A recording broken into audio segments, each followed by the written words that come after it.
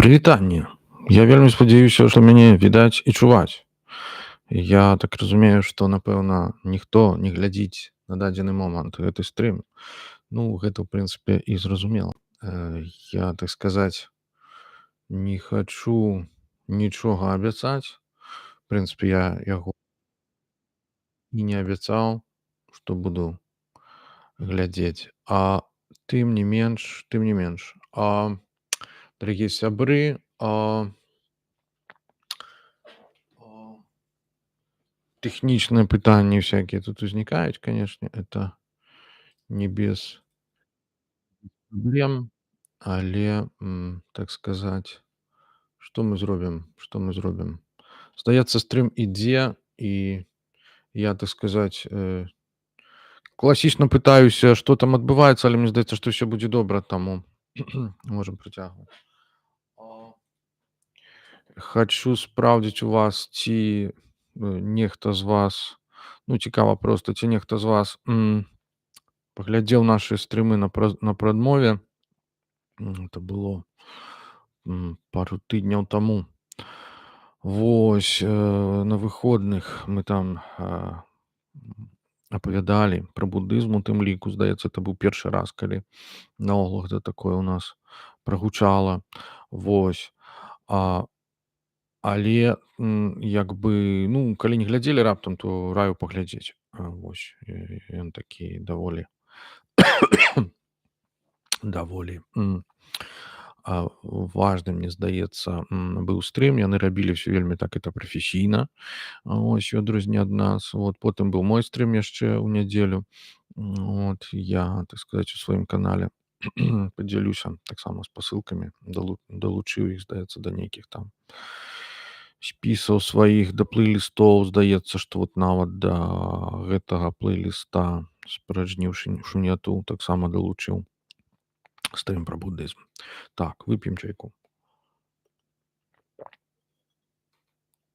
У нас сёння складаны дзень, працоўны дзень, панядзелак, господі. Вось, вядома, хацелася зрабіць гэты стрым на выходных, але не выйшла. Вось, і, в прынцыпе, і тэма складаная, і ўсё складанае.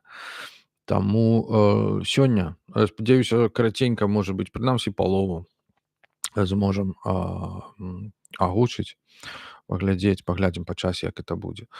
Тэма стрыма вельмі цікавая і, можа быць, такая крышачку нечаканая нават, можна сказаць, да? Пасля таго, як я зараз пастаўлю на бэкап, я вам пра это раскажу. Вось, нечаканая тэма. Не ведаю, як для каго, ну, для мяне часткова таксама. Вось, гэта тэма пра мандарынаў і крутых. І пра сувязь з будызмам гэтага ўсяго. Ось. Ну, як вы ўжо зразумелі, напэўна, з будызмам можна звязаць усё, што заўгодна. Вось, і асабліва ў літаратуры, чым я, ў прынцыпе, і займаюся. Такім чынам, пра мандарынаў і крутых. Хто это наогул такія? Мандарыны? Это нейкія кітайцы, здаецца. Ну, не зусім так. Часткова так, і не зусім так. Пачну традыцыйна з цытаты. Стыль тых, хто імкнецца як мага болей аддаліць пісьмовую мову ад мовы гутарковай, я назаву мандарынскім, як што яго вельмі любяць прафесійныя літаратуразнаўцы. Гэта стыль усіх тых пісьменнікаў, якія схіляюцца да таго, каб прымусіць мову выказваць болей, чым яны самі думаюць ці адчуваюць. Стыль пераважнай большасці мастакоў і ўсіх да аднаго шарлятанаў, якія заўжды адчуваюць пагрозу з боку пурытанскай апазіцыі. Вірджынія Вулф, бадай, мела найгоршую загану мандарынскага стылю, здольнасць раскручваць цэлыя коканы мовы на пустым месцы. Найвялікшым мандарынам быў Пруст. У яго больш за ўсіх астатніх выяўляецца галоўны недахоп мандарынскага стылю, пры якім аўтар выдаткуе талент на выкшталцоную рамку, якую пасля не здольны запоўніць інтэлектуальным ці эмацыйным зместам. Соты ўсё растуць і растуць, але ўсё менш і менш пылку ў іх трапляе. Гакслі церпіць тыповай заганы інтэлектуала, няздольнасцю камунікаваць з людзьмі ў сваім атачэнні іначай, чым толькі пасярэдніцтвам інтэлекту. Як вынік, адзіныя людзі, пра якіх ён здольны напісаць больш за 2 словы, тыя, хто здольны падтрымліваць з ім інтэлектуальную дыскусію. Апошнім і самым дзіўным папаўненнем у шэрагах мандарынаў быў Джойс. Памінкі па Фінігане мандарынская кніга, якая вымагае, прычым марна, ад чытача, які хоча зразумець, поўнай незанятасці, найшырэйшай магчымай адукацыі і дывотнай цярплівасці. Далей адысці ад штодзённай гутарковай ангельскай мовы ўжо немагчыма. Супольная для ўсіх мандарынаў якасць гэта інфляцыя або мовы, або ўяўлення, або таго і другога. Мовай нашай эпохі ёсць журналістыка, і яе таямніца пісаць так, як людзі гавораць. Той, хто ўмее гутарыць, найлепшы журналіст. Журналісцкі тэкст не мусіць складацца толькі з таго, што людзі гавораць, але перадусім ён мусіць утрымліваць, не мусіць утрымліваць нічога, што немагчыма вымавіць. Вось як толькі тое, што я не змог вымавіць. Значыць, гэта не журналісцкі тэкст. Гэта тэкст, аўтарам якога ёсць Сірыл Коналі, брытанскі крытык, эсеіст і крышачку пісьменнік. Гэта цытата з кнігі «Ворагі надзеі» 38-го года. Вось. Што там была за надзея, «Enemies of Promise», калі так, в арыгінале, абяцанне. Вось. Што там была ў яго за надзея? Ён быў такі надзейны, шматабяцальны талент у свой час. І ўсе чакалі ад яго, што ён напіша вялікі раман. Вось. Але замест вялікага раману ён напісаў кнігу, у якой тлумачыць, чаму ён не напісаў вялікага раману там ці наогул вялікай кнігі прозы. Вось. І што яму перашкаджала? Вось. Это як бы жанр такога, можна сказаць, благога танцора, але не зусім. Насамрэч, Сірыл Коналі, якога я, дарэчы, адкрыў для сябе пасредніцтвам Хуліо Картасара, ён быў не такім ужо і благім танцорам, і не такім ужо, скажем так, няўдачнікам, так? Прынамсі, вось гэтая кніга 38-го года, так сказаць, я думаю, што яна засталася і, можа быць, яшчэ застанецца у гісторыі літаратуры, як такая сацыялогія своеасаблівай літаратуры, зробленая з сярэдзіны. Чалавекам, які вельмі, так сказаць, блізка у гэтым усім удзельнічаў і меў да гэтага непасрэднае дачыненне. Вось як бачым, ён там падае разборы многіх аўтараў, вось, сучасных яму папярэднікаў ягоных і гэтак далей. Але галоўнае, што мне спадабалася вось у гэтым ягоным, скажем так, падыходзе, гэта вось, ну, ён натуральна вельмі такі схематычны, але ён гэтым як бы і карысны. То бок ён падзяляе умоўна усіх як бы інтэлектуалаў на дзве групы, і як бы першая з іх прыпісвае вось такую вось як бы мастацкасць, акадэмічнасць, тое, што называем мандарынскімі, а другой групе, пра якую ён тут фактычна не згадвае, просто там піша пра журналісцкі стыль, але другую групу ён называе крутымі, альбо, это мой пераклад, альбо tough guys, то бок фактычна такімі, ну, як бы жорсткімі таварышамі, вось, якія якраз пішуць па-іншаму і апелююць, скажем так, як бы не да элітаў нейкіх там, а хутчэй да шырокіх масаў, вось, і выкарыстоўваюць у літаратуры менавіта вось гэтыя мастацкія прыёмы, якія як бы добра вядомыя і зразумелыя шырокім масам, так? Маюцца на ўвазе, перадусім, карыстаюцца іхнай мовай. Гэта не значыць, што яны пішуць там проста камерцыйную нейкую папсу, вось, не, але яны якраз выкарыстоўваюць гэтыя такія вось сырыя сюжэты, тэмы, выразы і ўсё астатняе менавіта ў сваіх нейкіх мастацкіх мэтах. Так, значыць, ну, што самого слова мандарыны, это вельмі цікава. Сапраўды, як бы яно азначала кітайскіх інтэлектуалаў, так, вось гэтую кіроўную эліту Кітая на працягу доўгіх тысячагоддзяў. Вось, збольшага гэта былі як бы канфуцыянцы, ці, скажем так, гэта эліта фармавалася пад уплывам канфуцыянскіх як бы традыцый, канфуцыянскай філасофіі. А вось усе вось гэтыя правілы, так, іспыты і так далей. Вот. І само па сабе слова, аднак, яно як бы не кітайскае, яно паходжання а, малайска-партугальскага. Вось, калі ўжо зусім глыбей ісці, то санскрытскага. Вось. І ў этымалогіі слова мандарин нам, як ні парадаксальна, павінна чуцца слова мантра. Вось, таму што мантра яна на санскрыце азначае як бы у тым ліку штосьці накшталт загаду, так? То бок мантрі на санскрыце гэта дарацца, чалавек, які раіць. І вось так яно фактычна і перайшло ў гэтую малайскую мову, а потым трапіла ў партугальскую, і а ў партугальскай ёсць дзеяслоў мандар, это значыць загадваць. Вось і партугальцы пачалі называць вось гэтых кітайскіх чыноўнікаў мандарем, што ў прынцыпе азначае дарацца, і на сённяшні дзень як бы на сённяшні дзень яно так і азначае фактычна так, як бы мандарына гэта чыноўніка, як бы службоўца. Вось, але Коналі, значыць, пераносіць яго значэнне як інтэлектуала, так.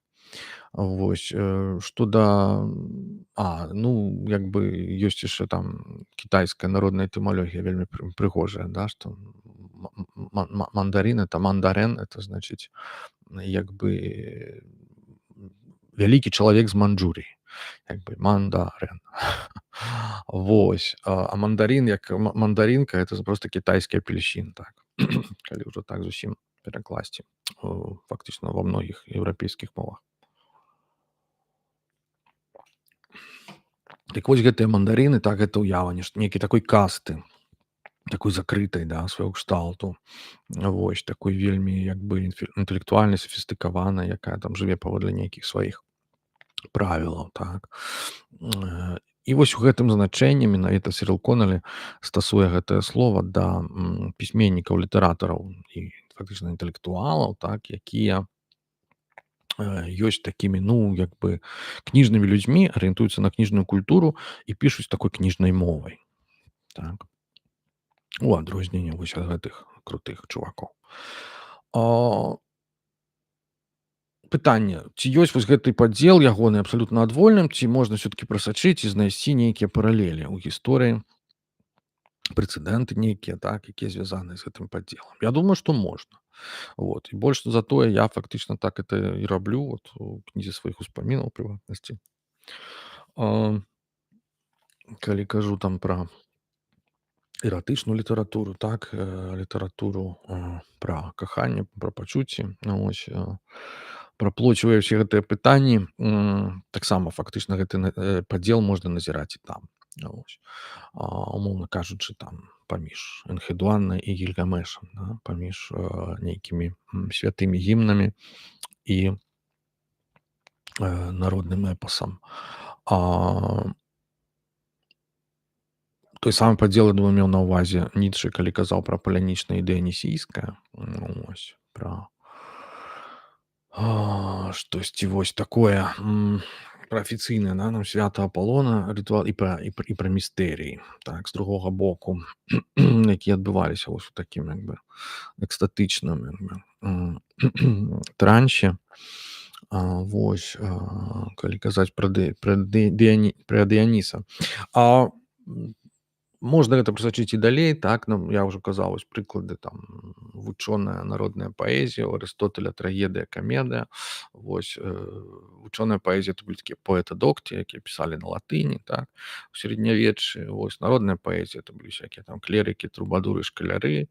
Вось, рыматоры, якіх называлі яшчэ, Данте іх так называе ў новым жыцці. Вось, Франсуа Віёна там, напрыклад, можна таксама згадаць. Вот. Ну і гэтак далей. Гонгара і Кеведу, да, калі мы возьмем, то вот Гонгара — это вот эти все канцэптуалісты, якія былі там страшныя, як бы складаныя, інтэлектуальныя. Вось, і Кеведу больш такі, скажем так, народны, сатырычны, але таксама як бы, ну, надзвычай глыбокі аўтар, проста з іншым падыходам. Так, можна казаць пра адрозненне паміж класіцызмам, так, і рамантызмам. Вось, где, несумненна як бы вот эта вся крутасць, яна будзе як бы на баку рамантыкаў, я думаю, так. Далей гэта з кожным новым пакаленнем гэта ўсё ў літаратуры прынамсі набывае новыя хвалі як бы, вот это все, але малюнак застаецца той жа. Вось, ну, напрыклад, калі мы возьмем там Верлен і Рэмбо, да, значит, Верлен як больш традыцыяналіст такі, вось, інтэлектуал, і Рэмбо як больш такі рэзкі, хлопец з такімі, так сказаць, індывідуалістычнымі, хутчэй, такімі рысамі творчасці, да. Тое самае Малярмэ і, напрыклад, Ляфорк які-небудзь, да, Ляфорк, які рэальна пісаў там як бы голасам народа, што называецца, мовай ягонай. Вось, тады як Малярмэ быў такі кніжны аўтар. Вось, часам это спалучаецца ў адным аўтары ў розных творах. Ну, напрыклад, Латрыамон, да, это прыклад, які я ўсім стараюся цытаваць. Это, значыць,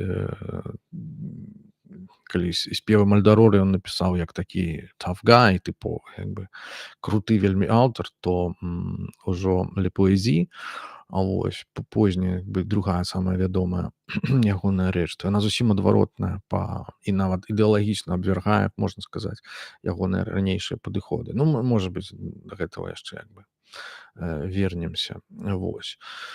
У 20 стагоддзі назіраецца той же самы падзел паміж такімі групоўкамі, як, напрыклад, ну, не ведаю, у аргентынскай літаратуры это Флорыда і Боэдо.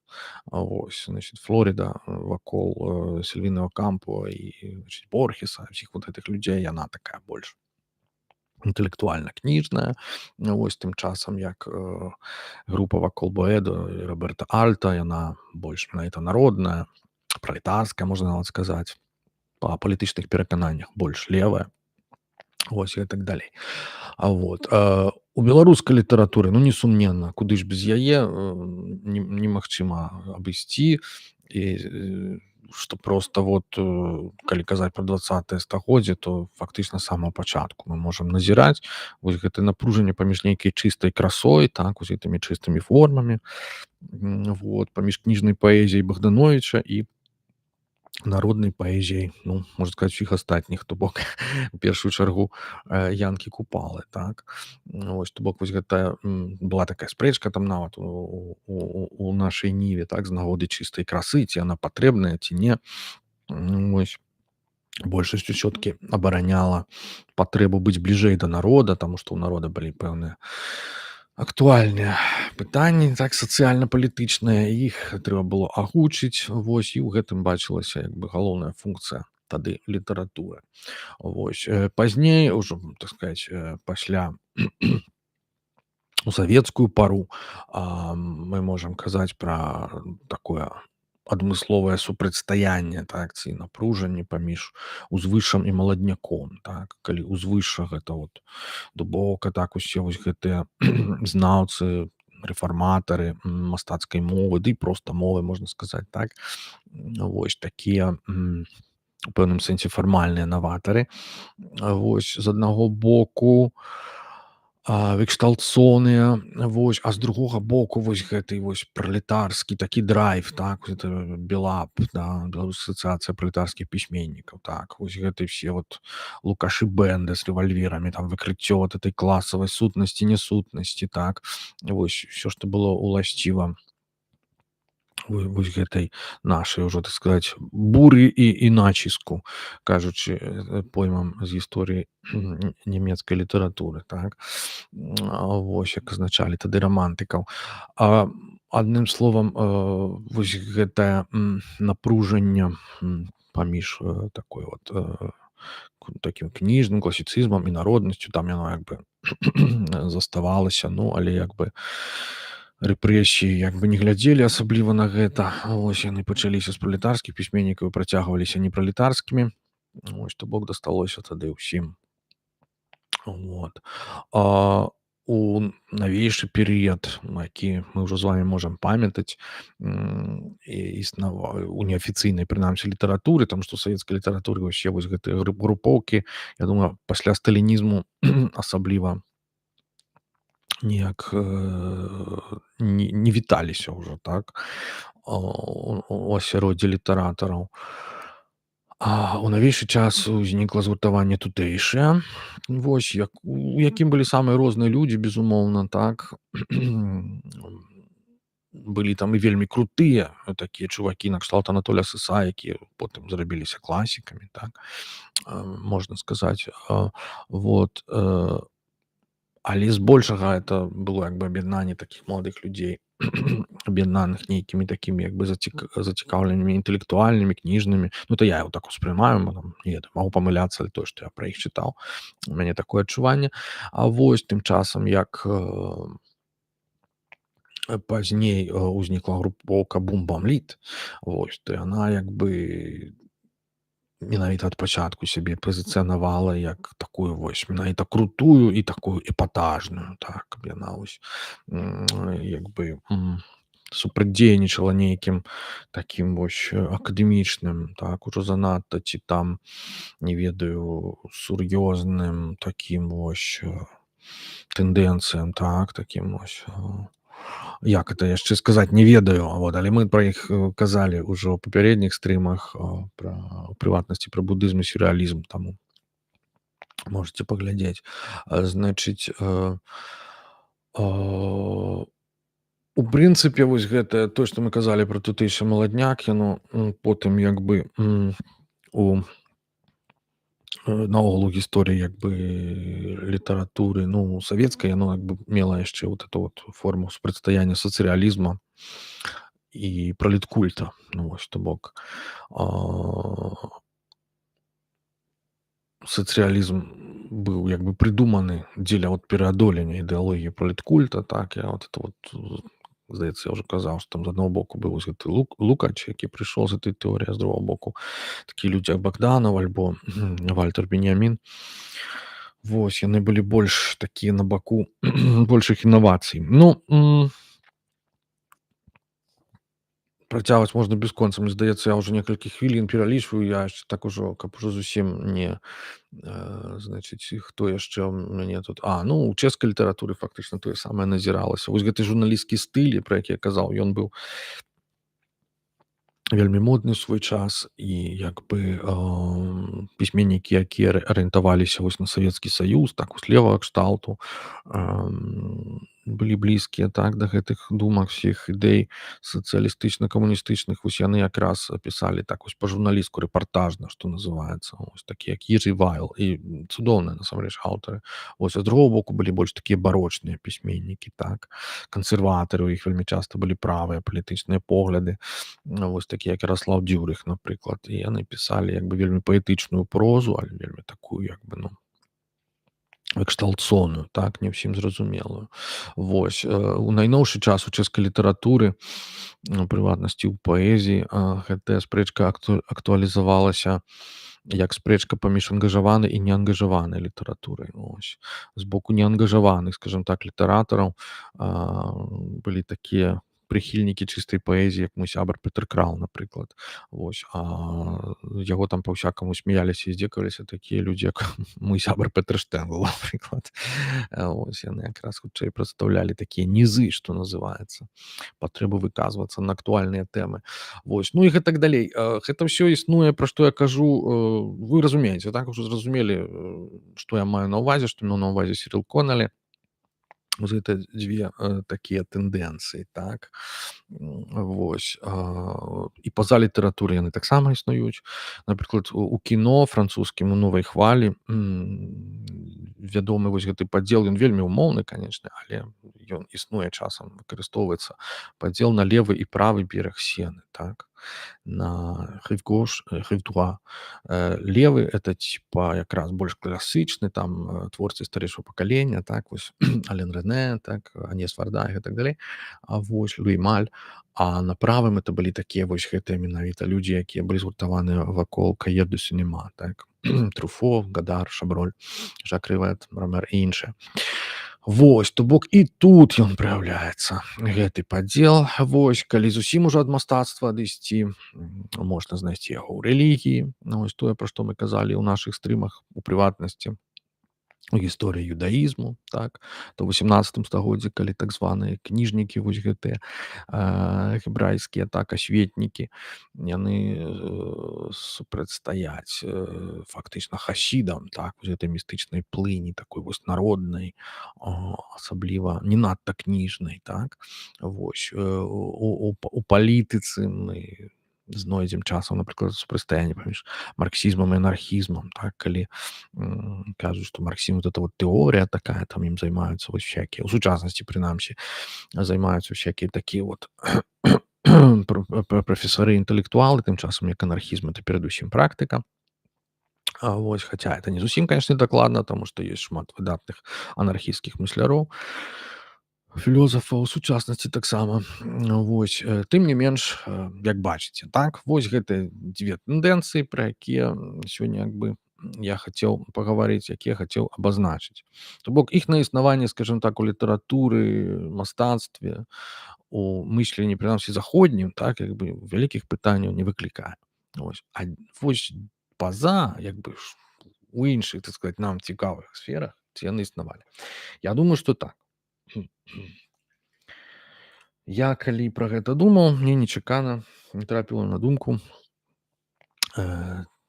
такая як бы гістарычная сцэна ці такі эпізод, як вядомыя дэбаты у Лхасе. Іх так называюць, вот, а насамрэч это былі дэбаты у кляштары Сам'е. Вось. Але ў Тыбеце гэта ўсё, вядома, адбылося. І гэта былі дэбаты паміж індыйскім будызмам традыцыйным і кітайскім, ну, вось, прадстаўленым школай Чань, вось, альбо Дзен. Вельмі цікавы эпізод і вельмі нагадвае тое, пра што я казаў перад гэтым, то бок пра такую публічную сварку паміж мандарынамі і крутымі. Мандарынамі ў гэтым выпадку былі менавіта будысты індыйскія, вось, а ў ролі крутых хутчэй за ўсё выступалі якраз дзенавыя майстры ці майстры Чань кітайскага паходжання.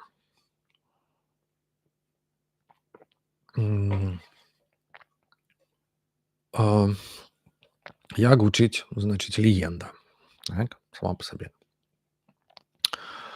У 1700, не ў 1700, ні ў якім разе, это было 8 стагоддзе, якое 1000? Яшчэ раз, як гучыць легенда?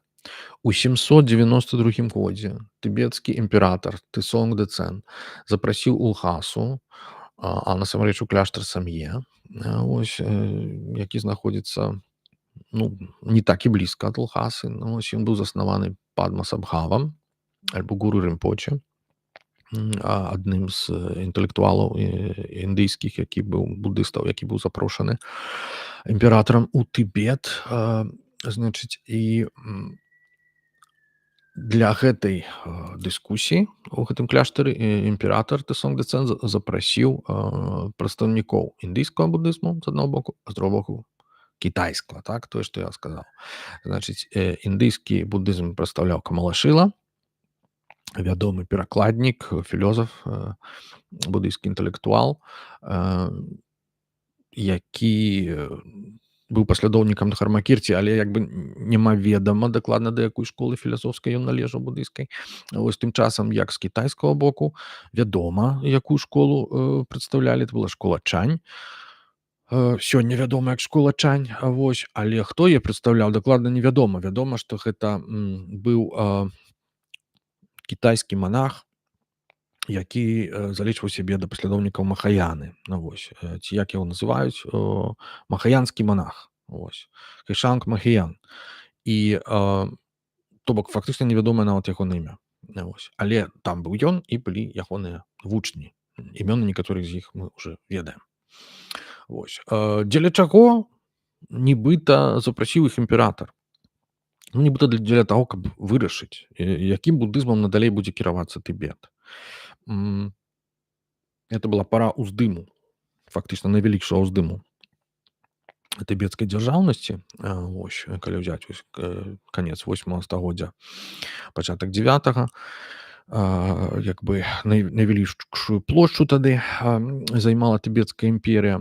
Вось, але можна сказаць, што яна яшчэ не была до конца буддысцкай, і буддызм фактычна там толькі як бы пачынаўся на это з 8 стагоддзя з запрашэння Падмасабхавы, Шантаракшыты і іншых індыйскіх місіянераў, можна сказаць так, буддыйскіх філёзафаў і м, пача- пачалася гісторыя тыбецкага буддызму. Вось той самы кляштар, у якім адбываліся дэбаты, сам'е, гэта быў самы першы кляштар заснаваны у Тыбеце, буддыйскі. Значыць, гэта вельмі нагадвае сітуацыю, апісаную ў літаратуры Міларадам Павічам, так, калі вы ведаеце хазарскі слоўнік, такі ягоны раман, то там як бы вельмі падобная сітуацыя. Там як бы хазарскі каган так і запрашае прадстаўнікоў 3 рэлігій, вось, хрысціянства, мусульманства і іудаізму, запрашае да сябе для таго, каб вырашыць, якая з гэтых рэлігій найлепшая і, значыць, якую павінны вызнаваць далей, значыць, ягоныя падданыя. Вось, то бок тая самая сітуацыя фактычна ў нас у Тыбеце. І гэтыя дэбаты, вось, паміж індусамі і кітайцамі цягнуліся нібыта цэлы год. То бок это быў такі неслабы кансіліум буддысцкі.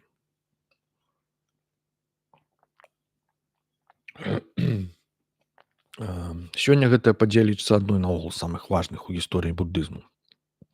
Чамусь так атрымалася, вось, таму што сапраўды як бы сутыкнуліся дзве версіі Махаяны, два падыходы, два разуменні, якія мы ўжо ва ўступе абазначылі як мандарынскі умоўна, але ён парадаксальна быў вось гэтымі індусамі прадстаўлены, хаця слова мантра, як мы сказалі, санскрыцкага паходжання, мандарын, слова мандарын. Вось, і круты падыход, значыць, радыкальны падыход кітайскіх чанявых ці дзэнавых манахаў. На гэтую тэму існуе агромністае мноства літаратуры. Вось я сыходзіў з кнігі Тома Ваншалька, значыць, тыбецкі дзен, а таксама з артыкула Тома Тилеманса, Сэм Ваншальк і Том Тилеманс. Том Тилеманс Yogic Perception, Meditation, Enlightenment, The Epistemological Issues in a Key Debate. Значыць, это з кнігі як падручнік па буддыйскай філасофіі Стывена Эмануэля 2013 года, ці Companion to Buddhist Philosophy, такой як бы уводзіны, да.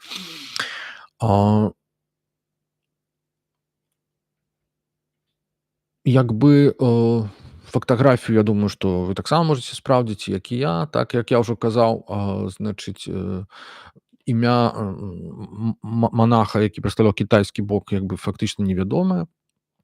Вот, ёсць звесткі пра ягоных вучняў, ёсць таксама у апакрыфічных некаторых творах, там згадка пра нейкага манаха Шанга, так, які таксама можа быць нейкі монах Ман, да, які, значыць, меў дар перамагаць сон і несупынна медытаваў дзень і ноч. Ну, это фактычна тое, да чаго гэты самы Хэшанг Махаян заклікаў таксама. Вось, там розныя гісторыі, самыя фантастычныя. Вось, напрыклад, што адзін з ягоных настаўнікаў, яго звалі Артенвер, так, ён нібыта ўстаў з мёртвых там. Вось, ну, пасля смерці так да яго падышоў, значыць, там цар тыбецкі, як бы, і сказаў яму: «Ну што ж ты, майстар, ты так мала нас як бы павучыў. Вось ты прыйшоў як бы уратаваць безліч чуйных істот, а сам вось павучыў крышачку і за самы памёр». Пасля чаго майстар перадумаў, значыць, устаў з мёртвых і 3 дні яшчэ вучыў дхарме, значыць, цара. Ну, я думаю, што вось гэтая лічба 3 дні, яна як бы, ну, выдае, што гэта ўплыў хрысціянскай легенды, як шмат чаго ў Махаяне.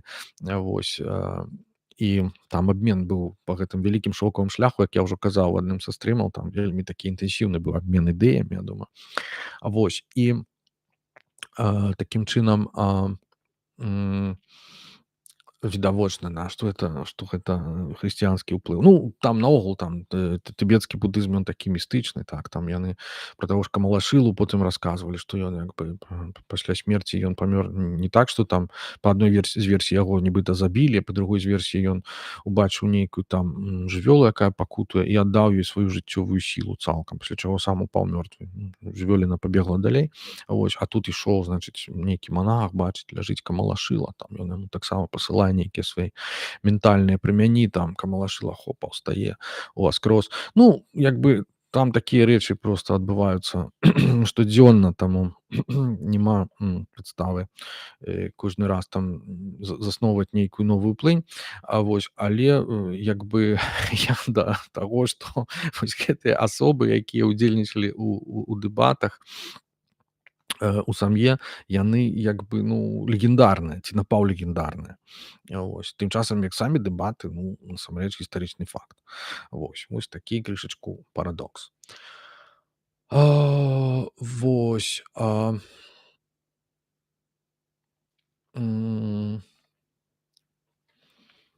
то бок значнасць іх, як я ўжо сказаў, прызнаецца сучаснымі будолегамі, як бы як даволі вялікая, так, таму што сапраўды там пытанні, якія абмяркоўваліся, яны адлюстроўвалі супярэчнасці паміж вось гэтымі дзвюма галінамі тагачаснага будызму махаянаўскага. Падыход да ведання, вось, інтэрпрэтацыю прасвятлення і гэтак далей. Вось.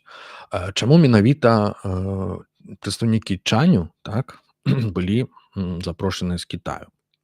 Як так атрымалася? Ну, атрымалася так, што фактычна тыбетцы пазнаёміліся з чанем яшчэ раней. Не нашмат раней, недзе гадоў на 30 раней, але крышачку раней. Вот менавіта ў перыяд экспансіі сваёй імперыі. Я, напэўна, не буду пераказваць гісторыю чаня альбо дзена як бы як такую. Яна даволі як бы ну і вядомая, яе можна пачытаць, там крышачку зарыентавацца. Вось як там Бадхідхарма, значыць, прыбыў у Кітай, так усе гэтыя гісторыі па моры прыплыў туды, значыць, вельмі вядомая рэч. Як бы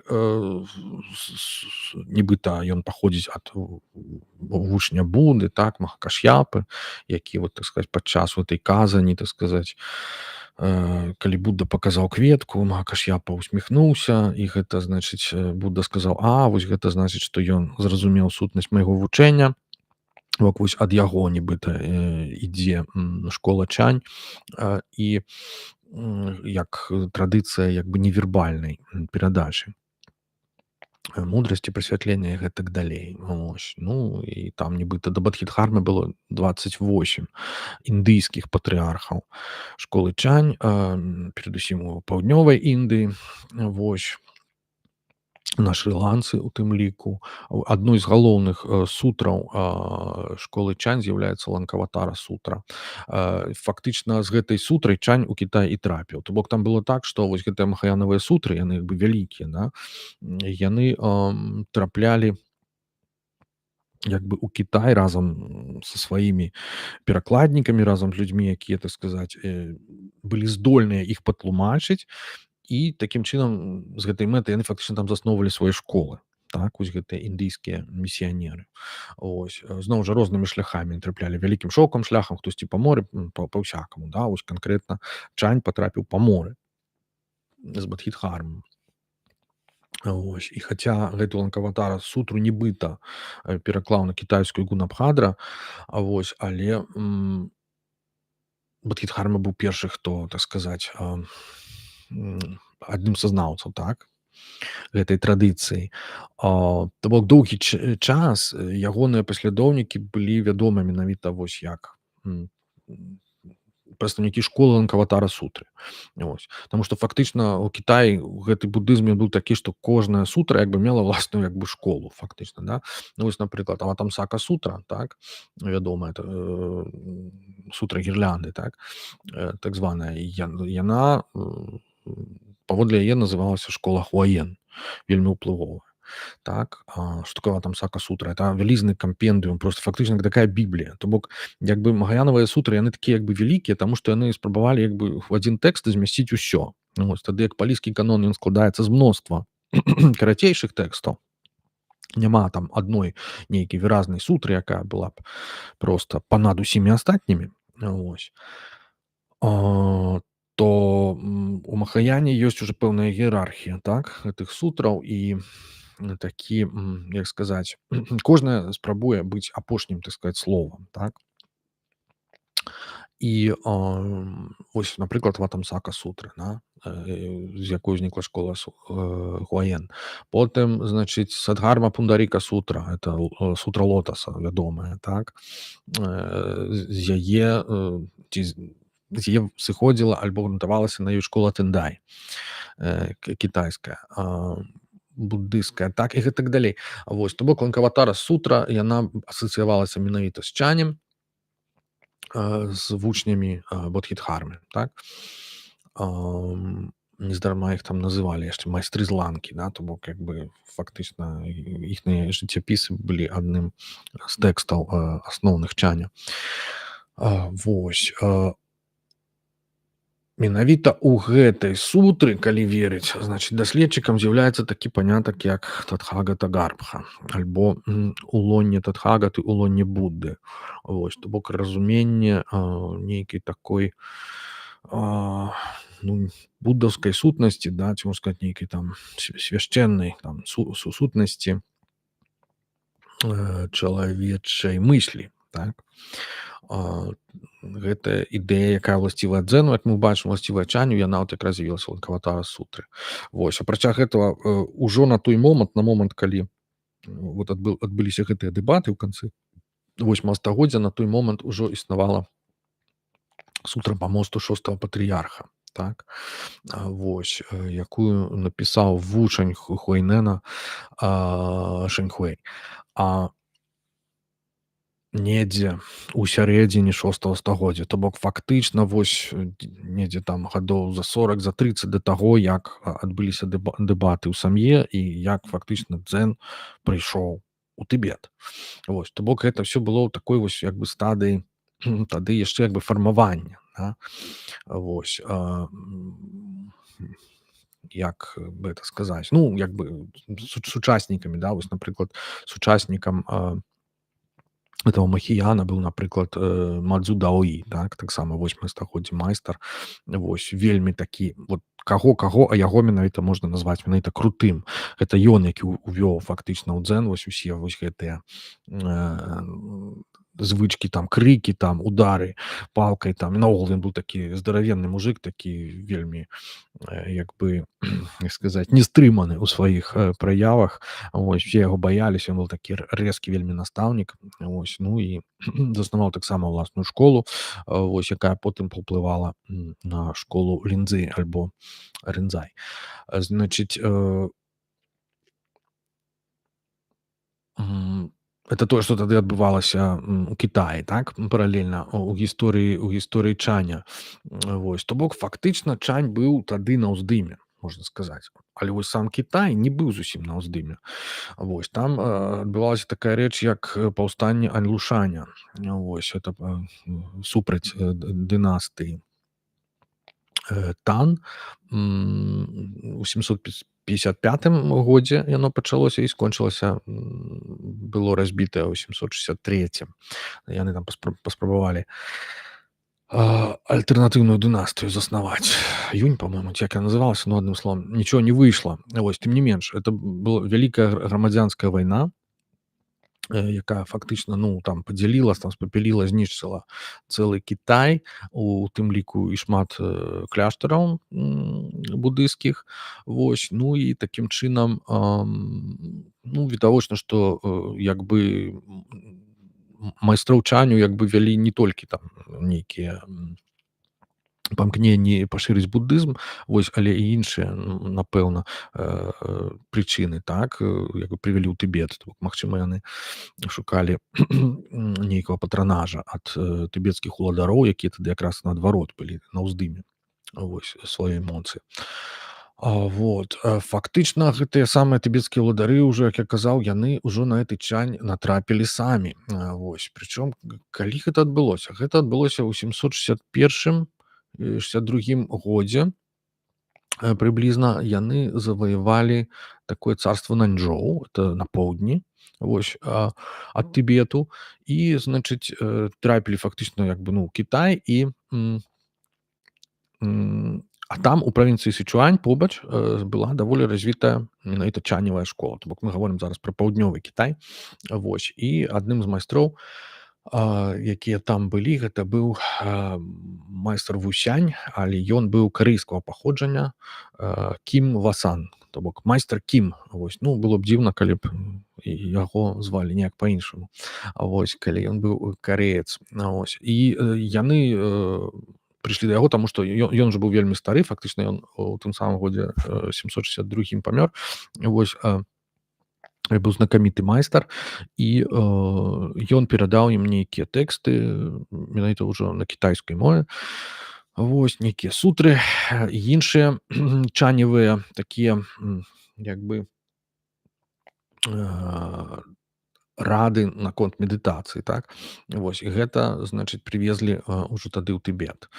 То бок гэта фактычна адбылося, ну, крышачку пазней, чым былі запрошаныя індыйскія монахи і філёзафы ў Тыбет. То бок фактычна як бы прыблізна паралельна. І атрымліваецца як так, да? Што мы маем як бы дзве версіі будызму, і яны розныя. На розных мовах, так, там санскрыт, тут кітайская, так. І што нам рабіць, так сказаць, тыбетцам? Трэба выбіраць, можа быць, не трэба выбіраць, трэба ведаць і адну і другую, перакладаць на сваю мову і так далей. Гэтым яны фактычна і займаліся пад патранажам менавіта імператара. Так, бок фактычна як бы такія дзве плыні, да, дзве такія экспансіі, можна сказаць, да, буддысцкія сустрэліся, схліснуліся ў Тыбеце, дзве хвалі. Ну, трэба сказаць, што як бы індыйская Махаяна была ўжо такая на той момант нашмат больш аформленая і нашмат больш такая, напэўна, прадуманая, так, мела за сабой болей тэкстаў у адрозненне ад кітайскай версіі Махаяны ад чаня, таму што, ну, можна сказаць, што чань нават яшчэ як школа не ўспрымаўся, так. Хаця якраз ужо ў той момант, калі у сярэдзіне недзе 8 стагоддзя ўзнікае тэкст, на пачатку 8 стагоддзя ўзнікае тэкст платформавай сутры Хуайнэнга, да? Там, дзе вядзецца пра нібыта пра паўночную школу і паўднёвую школу, пра паступовае прасвятленне і так званае імгненнае прасвятленне. Гэта адзін з такіх ключавых канцэптаў. То дактрынальна, прынамсі, там ужо асновы ёсць для як бы для таго, каб чань быў самастойнай школай, нават дзвюма школамі, да, самастойнымі, паўночнай і паўднёвай, дактрынальна. Але як бы арганізацыйна гэта яшчэ не аформлена. То бок арганізацыйна дзенавыя майстры жывуць разам у тых самых кляштарах, што і ўсе астатнія як бы плыні Махаяны, і там проста ў кожным кляштары былі як бы трое майстроў, да? Майстар вінаі альбо дысцыпліны, майстар медытацыі альбо чаню, джаны, так, і майстар сутраў. Між іншым, да сённяшняга дня захоўваецца гэты падзел у кляштарах, ну, прынамсі ў Карэі, там то, што мне вядома. І, значыць, майстры медытацыі фактычна, ну, змагаліся з астатнімі за ўплыў і ўладу, так, за месца пад сонцам. То бок яны спрабавалі даказаць, што менавіта іхная дысцыпліна, яна як бы самая важная, так, для ўсіх астатніх, што яна важнейшая за сутры, важнейшая за вінаю, гэтыя правілы, так, манаскія. Пры тым, што я думаю, што, ну, напэўна, ну, цяжка сказаць, але як бы монахі, можа быць, ну, доўга сядзець у медытацыі, ведаеце, так бы, ну, вялікая праца, таму это як можа быць яшчэ нават больш цяжкае, чым чытанне нейкіх сутраў. Таму было за што ім змагацца, так. Іхнае становішча было не такім ужо як бы відавочным. І такім чынам яны са сваімі вучнямі, канкрэтна Магіян, так званы, вось Хішан Магіян, яны прыбываюць на запрашэнне імператара, прыбываюць у Тыбет, у кляштар Сам'е для таго, каб узяць удзел у дэбатах з Камалашылам і ягонымі вучнямі. А, Зноў жа, і гістарычнай пэўнасці няма вялікай наконт таго, якую канкрэтна філазофію, якой канкрэтна школы вызнаваў Камалашыла. Вось. Здаецца, ён быў такі, ну, што пра яго можна сказаць, самыя розныя ёсць меркаванні, вось. Хто там яго сантантрыку запісвае, хтосьці там мад'ямаку, значыць, сарвасціваду, то бок это ўсё як бы кірункі індыйскай буддыйскай філазофіі і школы, вось, якія, ну, складаныя, паверце, для разумення. Вось, таму мы абмяжуемся тым, што скажам, што Камалашыла быў паслядоўнікам Дхармакірці. Ну, вось, Дхармакірці быў вялікі, вядомы індыйскі буддыйскі філозаф, эпістэмолаг, як бы чувак, у якога ўсё было вельмі так прадумана што тычыцца тэарэтычных поглядаў. Я вот якраз чытаю цяпер кнігу на гэтую тэму пра рэалізм і наміналізм у буддыйскай філазофіі, кнігу Ежы Хобы, з якой мы ўжо цытавалі, і сёння, можа быць, пра яе зноў будзем згадваць. Вось, то бок там такія вось вельмі софістыкаваныя рэчы яны вырашалі між сабою. Вось, а тут раптоўна сустрэліся з прадстаўнікамі іншай крышачку традыцыі, так, паміж якая, вось, так сказаць, ну, некалькі стагоддзяў ужо развівалася зусім іначай. Значыць, Камалашыла, калі верыць Тэлемансу, значыць, у сваёй кнізе Бхавана Крама, это значыць стадыі медытацыі, ён гаворыць пра дзве як бы медытацыі, так, это значыць, ну, класычна, это тое, што мы ведаем фактычна і з палійскага канона, так, як бы у тэравадзе тое самае, это медытацыя спакою, шамата, вось, і медытацыя як бы спазнання ці, не ведаю, разбору аналітычна віпасана, так, віпашьяна. Вось, то бок ён кажа, што як бы абодва гэтыя тыпы медытацыі важныя, і што вось іхнае спалучэнне і вядзе да вызвалення, вось, альбо да прасвятлення. Вельмі важна, як ён кажа, спалучаць менавіта філазофскі аналіз, вось, з канцэнтраваным як бы разглядам і як бы вынікаў гэтага аналізу, так. Это тое, што адбываецца падчас медытацыі віпасана. Вось, сузіранне, як бы, да, вось гэтых высноваў філазофскіх. То бок філазофскія высновы адбываюцца па-за медытацыяй. Вось. То бок медытацыя для яго як падтрымка, як такі дапаможны элемент, як бы, ну, безумоўна, як бы важны, але проста, ну, не больш важны і не менш важны за філазофскую развагу саму па сабе. Так, і такім чынам вот медытацыя віпасана для яго это як такі як бы працяг нейкай лягічнай філазофскай развагі, калі ўжо як бы па-іншаму чалавек у іншым стане просто разглядае тыя самыя высновы, так, сузірае, як бы, да, яны робяцца перад ім як бы такім ужо як бы, ну, бачыць іх у выглядзе нейкіх вобразаў, так, то бок это фактычна была мэта, да, дасягнуць спалучэння спакою з разуменнем, так. То бок чалавек бачыць гэтыя вынікі сваёй развагі і ён проста ўспрымае іх ужо проста бачыць, візуалізуе перад сабою як відавочныя праўды, так. Яны набываюць для яго вось такую матэрыяльную, можна сказаць, ну, наколькі это можна сказаць, але пачуццёвую нейкую такую рэальнасць, так. Вось. Ну, то бок як бы для Камалашылы вельмі важны вось гэты рацыянальны складнік, і ён, як піша Тэлеманс, ён бачыць вялікую розніцу паміж рацыянальнай высновы наконт таго, абгрунтаванай як бы рацыянальнай высновы наконт таго, напрыклад, што нешта там не існуе, да, ёсць ілюзорным, і паміж простым цверджаннем, што нешта не існуе і ёсць ілюзорным, так? Вось. Альбо проста як бы цверджанне не то, што неабрунтаваным, а просто як бы недуманнем, да? То бок як бы калі ты пра нешта не будзеш думаць, як бы это не азначае, што яно аўтаматычна як бы, да, не існуе, да? Вось, то бок ты павінен даказаць, што яно як бы не існуе. Вось, гэта тыпова вось такі індыйскі падыход, можна сказаць, рацыянальны, мандарынскі, вось кажучы, нашай вось гэтай імправізаванай тэрміналогіяй. І Камалашыла, так сказаць, яго падзяляе, яго увасабляе, так. Вось, тым часам, калі гэтым не займацца, нейкім рацыянальным разборам, вось, то фактычна гэта прыводзіць да атупення.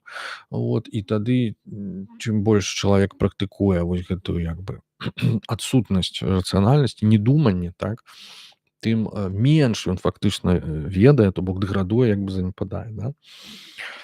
Вось такія былі прыблізна, калі верыць Тэлемансу, прыблізна былі погляды Камалашылы, ну, вось, якія ён сам потым апісваў. Мы яшчэ будзем цытаваць ягоную, ну, рэакцыю на погляды менавіта Махіяна. Вось якімі ж былі гэтыя погляды нашага Махіяна Чанскага. У адрозненне ад Камалашылы ён, наадварот, вось гэты філасофскі аналіз як бы, ну, не прызнаваў, можна сказаць, так. Прынамсі, што тычыцца як бы медытацыі, ён лічыў, што это проста ў медытацыі абсалютна іншыя як бы мэты. Вось, і ніякі філасофскі аналіз, вербальны, там, рацыянальны, ён да вызвалення і да вось гэтага прасвятлення, да разумення, прабуджэння не прыводзіць. Ягоны падыход быў неканцэптуальны. Як гэта можна разумець? Ну, Камалашыла это разумеў, што чалавек не павінен думаць ні пра што наогул. Вот. Это ягоны супернік Камалашыла так інтэрпрэтаваў погляды Махіяна. Вось. Вядома, гэта так, ну, як бы спрошчана гучыць, што зусім ні пра што не думаць, але, ну, Тэлеманс кажа, што это, ну, недалёка ад праўды насамрэч. Вось. Тым часам Махіян казаў, што так званы вучоны можа быць экспертам у вусным ці пісьмовым слове, але пры гэтым ён не надта абазнаны. Чаму так? Бо дхарма невідочная зрокам, дхарма нечутная слыхам, дхарма не ўведваецца пра досвед, да? Праз досвед. То бок сам досвед для іх это просто таксама як бы мысленчае нейкае ўтварэнне, нейкі канцэпт, так. Як яны кажуць, што все думкі вось гэтыя у мыслі гэта просто нейкія вот цені, да? Як цела адкідвае цені, так мысль вось адкідвае паняткі і канцэпты. Вось. Але пры гэтым мы маем відавочную розніцу, так, паміж самім як бы целам і ценем ягоным. Вось, і тая самая розніца існуе паміж як бы сапраўднай чыстай мысллю і нейкімі там лягічнымі фармальнымі канцэптамі рацыянальнымі, так, якія яна прадукуе. Ось, сама па сабе мысль паводле Махіяна не мае прыроды і не мае ніякіх уласцівасцяў. Вот, так, пра гэта захаваўся адзін такі вот цудоўны верш Гатха. Зараз я прачытаю. Феномены адлюстравання мыслі. Сама мысль не можа быць ухопленая, непаўсталая, несканчальная, па-за ўсякай мысленчай дзейнасцю, роўная і не канцэптуальная, як неба. Ось. Это пераклад з ангельскага перакладу, фактычна. То бок, як неба. Вось гэта вот вельмі цікава, таму што тут трэба разумець, так сказаць, як будызм трапіў у Кітай і што там з ім адбылося, ўсе гэтыя пераўтварэнні. Таму што вельмі доўга слова пустэча, якое ўжывае Нагарджуна, у тым ліку, да, шунята, яно прыкладалася такім кітайскім знакам, іерогліфам, такім самым, як фактычна неба. Вось, то бок неба пустое, да, атрымліваецца. Вось. Але неба таксама мае іншае, да, значэнне у кітайскай традыцыі філасофіі як нейкі першапачатак, да? Вось гэтыя правілы неба, да? Вось гэтая паднябесная імперыя сама па сабе. Вось, то бок і само па сабе дао, да, яно як бы адпавядае прынцыпам, нейкім законам як бы неба. То бок пераклаўшы вось так гэтую пустэчу, яны адразу як быццам яе крышачку і ўжо абагавілі, да? Калі так можна сказаць.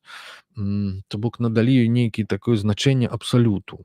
Ось, што ў прынцыпе, ну, крышачку, напэўна, супярэчыла першапачатковым намерам таго самага Нагарджуны.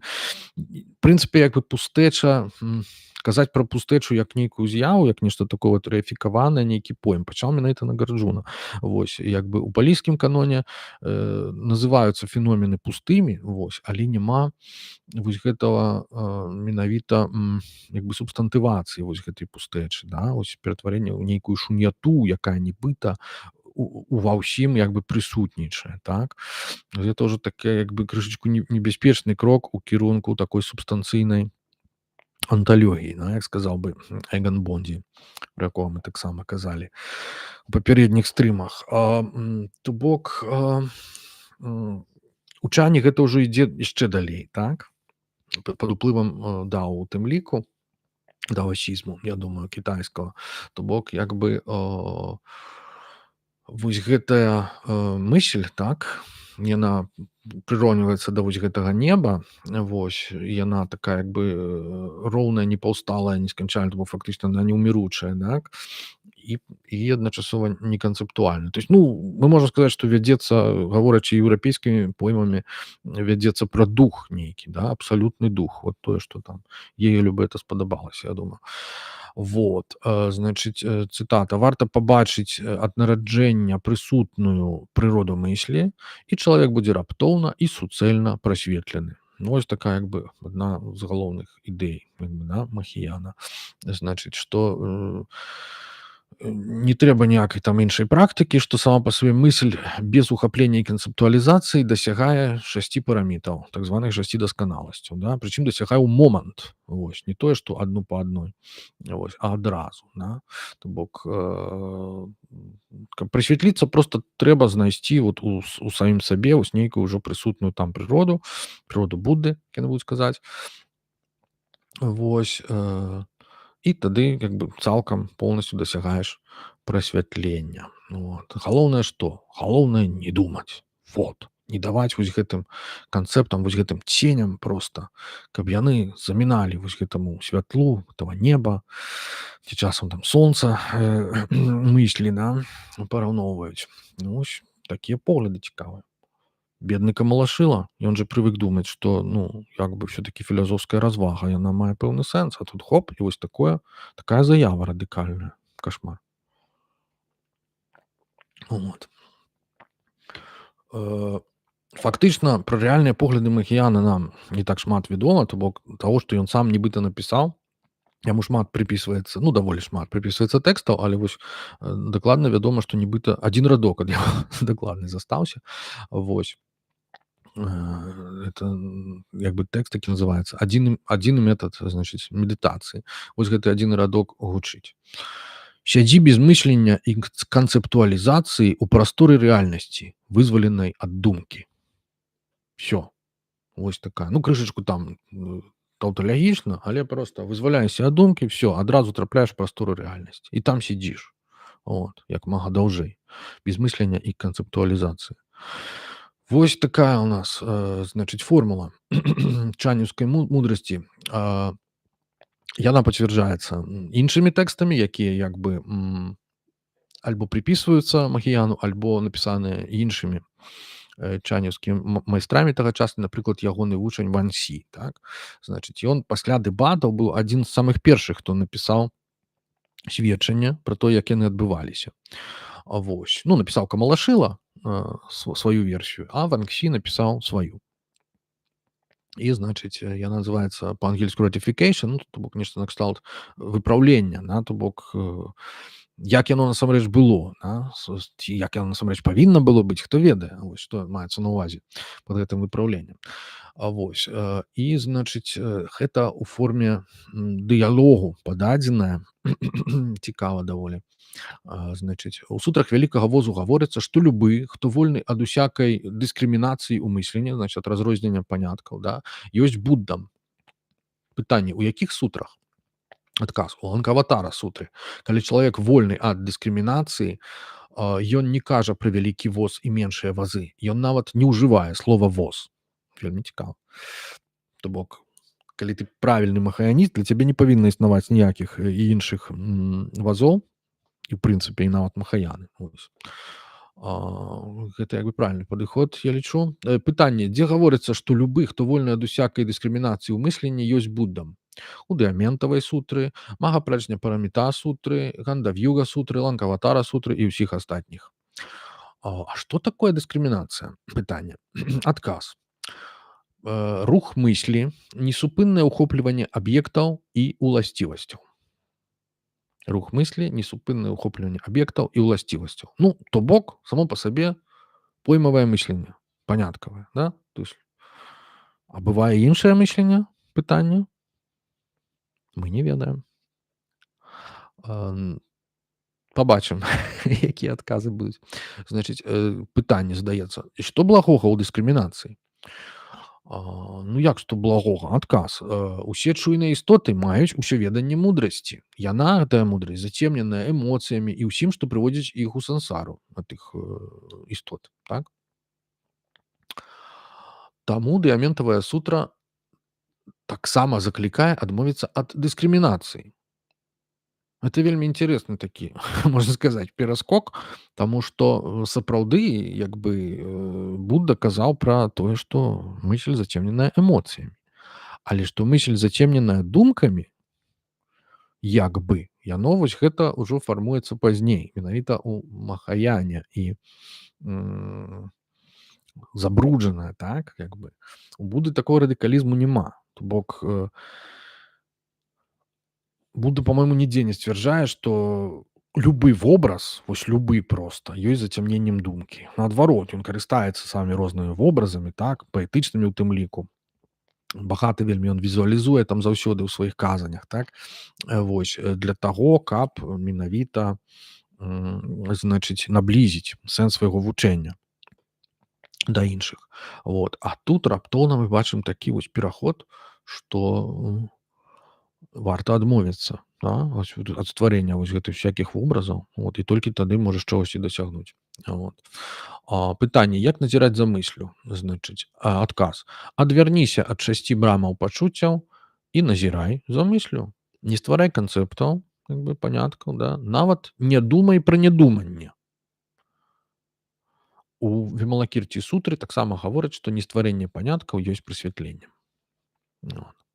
Вот гэта як прыклад адзін з тэкстаў, якія ўзніклі непасрэдна пасля дэбатаў і якія, ну, таксама даюць уяву пра тое, што, уласна кажучы, хацеў данесці гэты наш Махіян.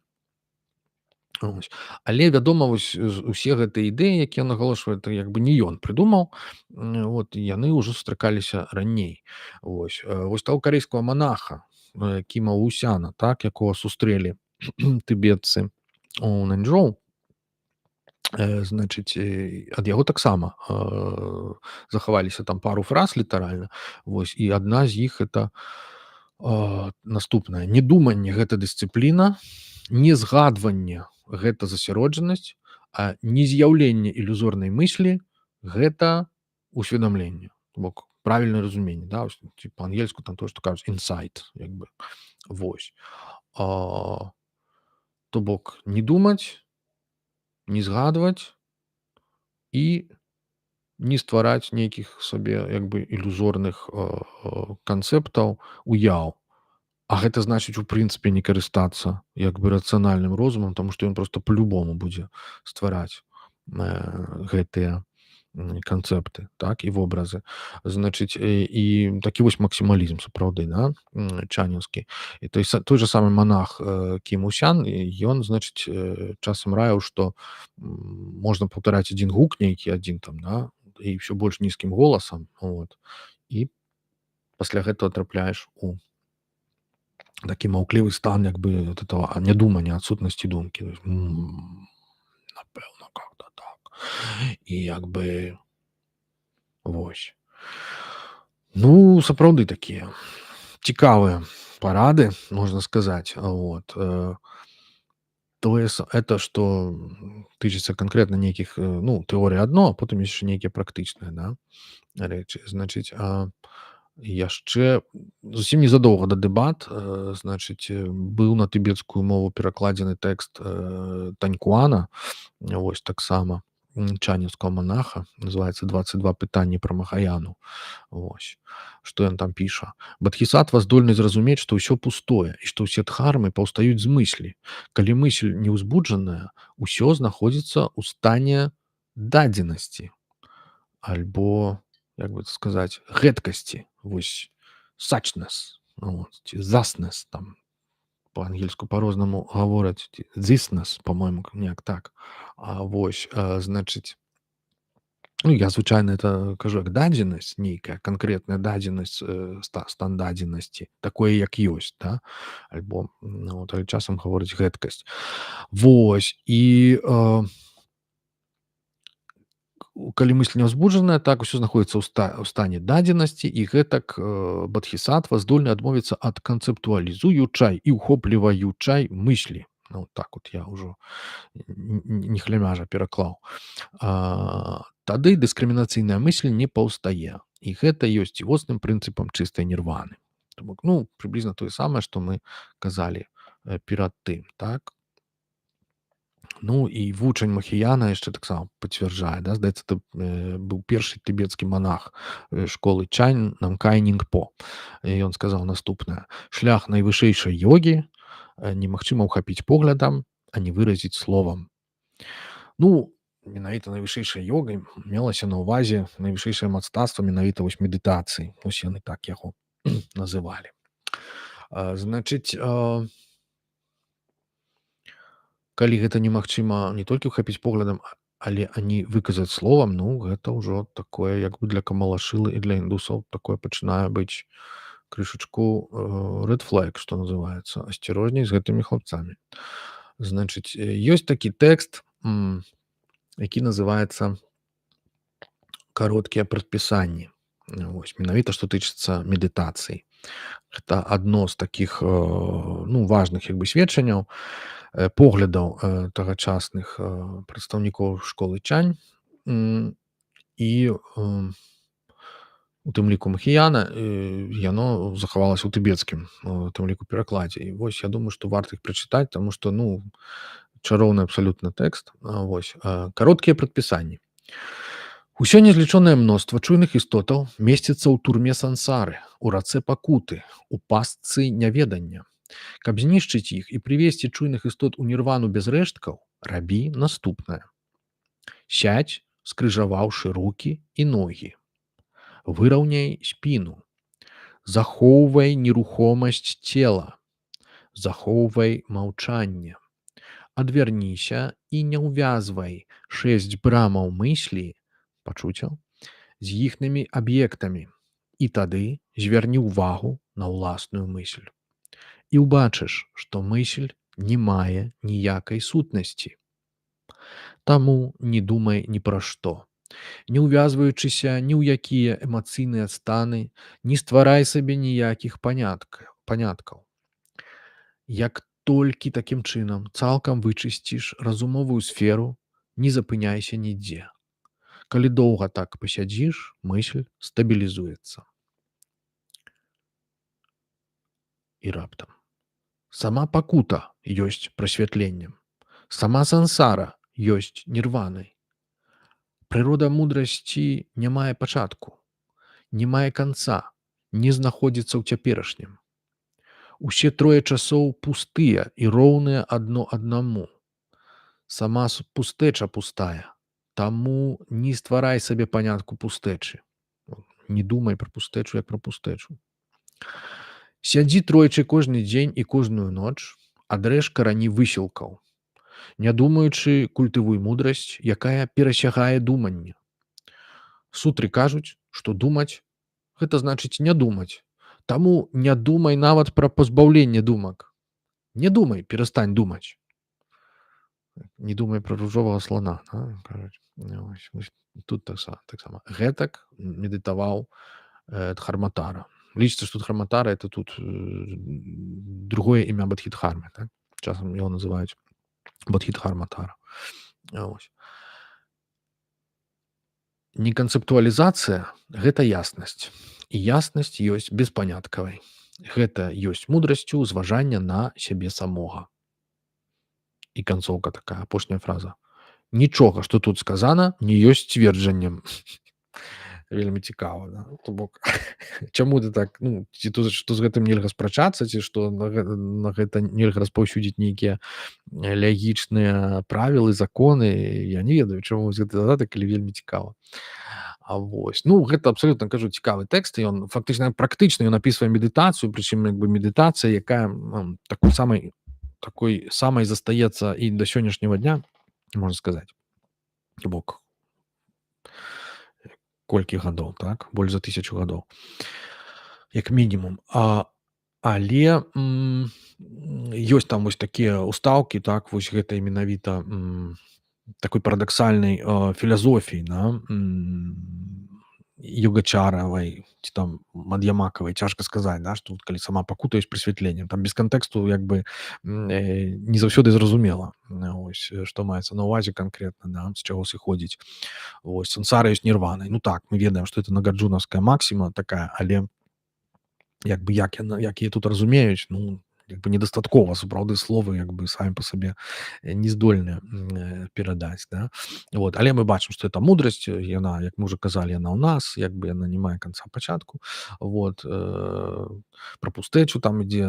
То бок такі як бы набор вось модных тагачасных, можна сказаць, ідэй з йогачары і з мад'ямікі, значыць, якія панавалі ў Махаяне. Ну, вось яны пераняліся ў школе Чань. Як бы ідзе апісанне медытацыі, потым нейкае такое нібыта тэарэтычнае абгрунтаванне, вось хуценькае, а потым зноў пра медытацыю, што трэба сядзець тройчы ў дзень і тройчы ўначы. Вось, як мінімум. Ну, калі не здольны, як махіян, сядзець там ад захаду сонца да ўсхода, да, там, і не спаць пры гэтым. Вось. Як уздапаможныя яшчэ як бы штукі там выкарыстоўваюцца пытанні, да? Чалавек павінен задаваць пытанні пра гэтую мысль. Ну, ён ведае, што мысль не мае прыроды проста, яна універсальная. Ён там мусіць задаваць свае пытанні. Ці ёсць яна аб'ектам, ці ёсць яна сталай, мінучай, створанай, ці мае яна канец, ці мае яна 4 колеры, ці мае яна 8 колераў, 8 формаў, прыбачце, ці яна тое, што спазнае. То бок гэта фактычна падчас вось гэтай самай медытацыі, скіраванай на саму па свае мысль, да, чалавек можа перыядычна як бы задаваць сабе вось гэтыя пытанні. Ну, у сучаснасці гэтая тэхніка падобная, таксама выкарыстоўваецца, але там звычайна задаецца сабе толькі адно пытанне, альбо спроба развязаць нейкім чынам каан, даць адказ, альбо ну, у нашай школе прынамсі, альбо як бы даць сабе адказ на пытанне, хто я такі, ці што я, хто я. То бок, ну, нейкае такое глобальнае пытанне, якое фактычна не мае адказу. Вось. А тут як бы у гэтай ранняй стадыі чаня, да, мы бачым, што гэта больш такія рацыянальныя фармулёўкі і больш разгорнутыя, так, і яны скіраваны менавіта на мысль, каб чалавек як бы пры тым, што ён не павінен вербалізаваць і там ствараць канцэпты ці яшчэ штосьці, але ён павінен бачыць перад сабой гэтую мысль і як бы нейкім чынам яе саму па сабе мысль даследаваць з дапамогай вось гэтых пытанняў, да. Даволі цікавая ідэя. Ну, вось такім чынам мы азнаёміліся як бы з поглядамі абодвух бакоў, так. У Камалашылы ў меншай ступені, але ў большай ступені вось гэтага кітайскага чаня, так. Ну, чаму? Таму што і як бы я зусім не спецыяліст у індыйскай філазофіі махаянавай, вось. Яна вельмі складаная, а тут яшчэ ў выпадку Камалашылы як бы не так шмат звестак пра яе. Таму мы абмяжуем сапраўды менавіта тым, што вядома. Ось тады як што тычыцца чаню, тут крышачку болей і маё як бы уласнае дачыненне большае з ім. і як бы больш захавалася вот нейкіх такіх тэкстаў, ці прынамсі мне вядома больш тэкстаў пра тагачасную стадыю развіцця, так, вось гэтай плыні буддыйскай. Таму я так больш разгорнута яе падаю. Ну, вось. То бок пра мандарынаў меней, а вось пра крутых чувакоў крышачку болей.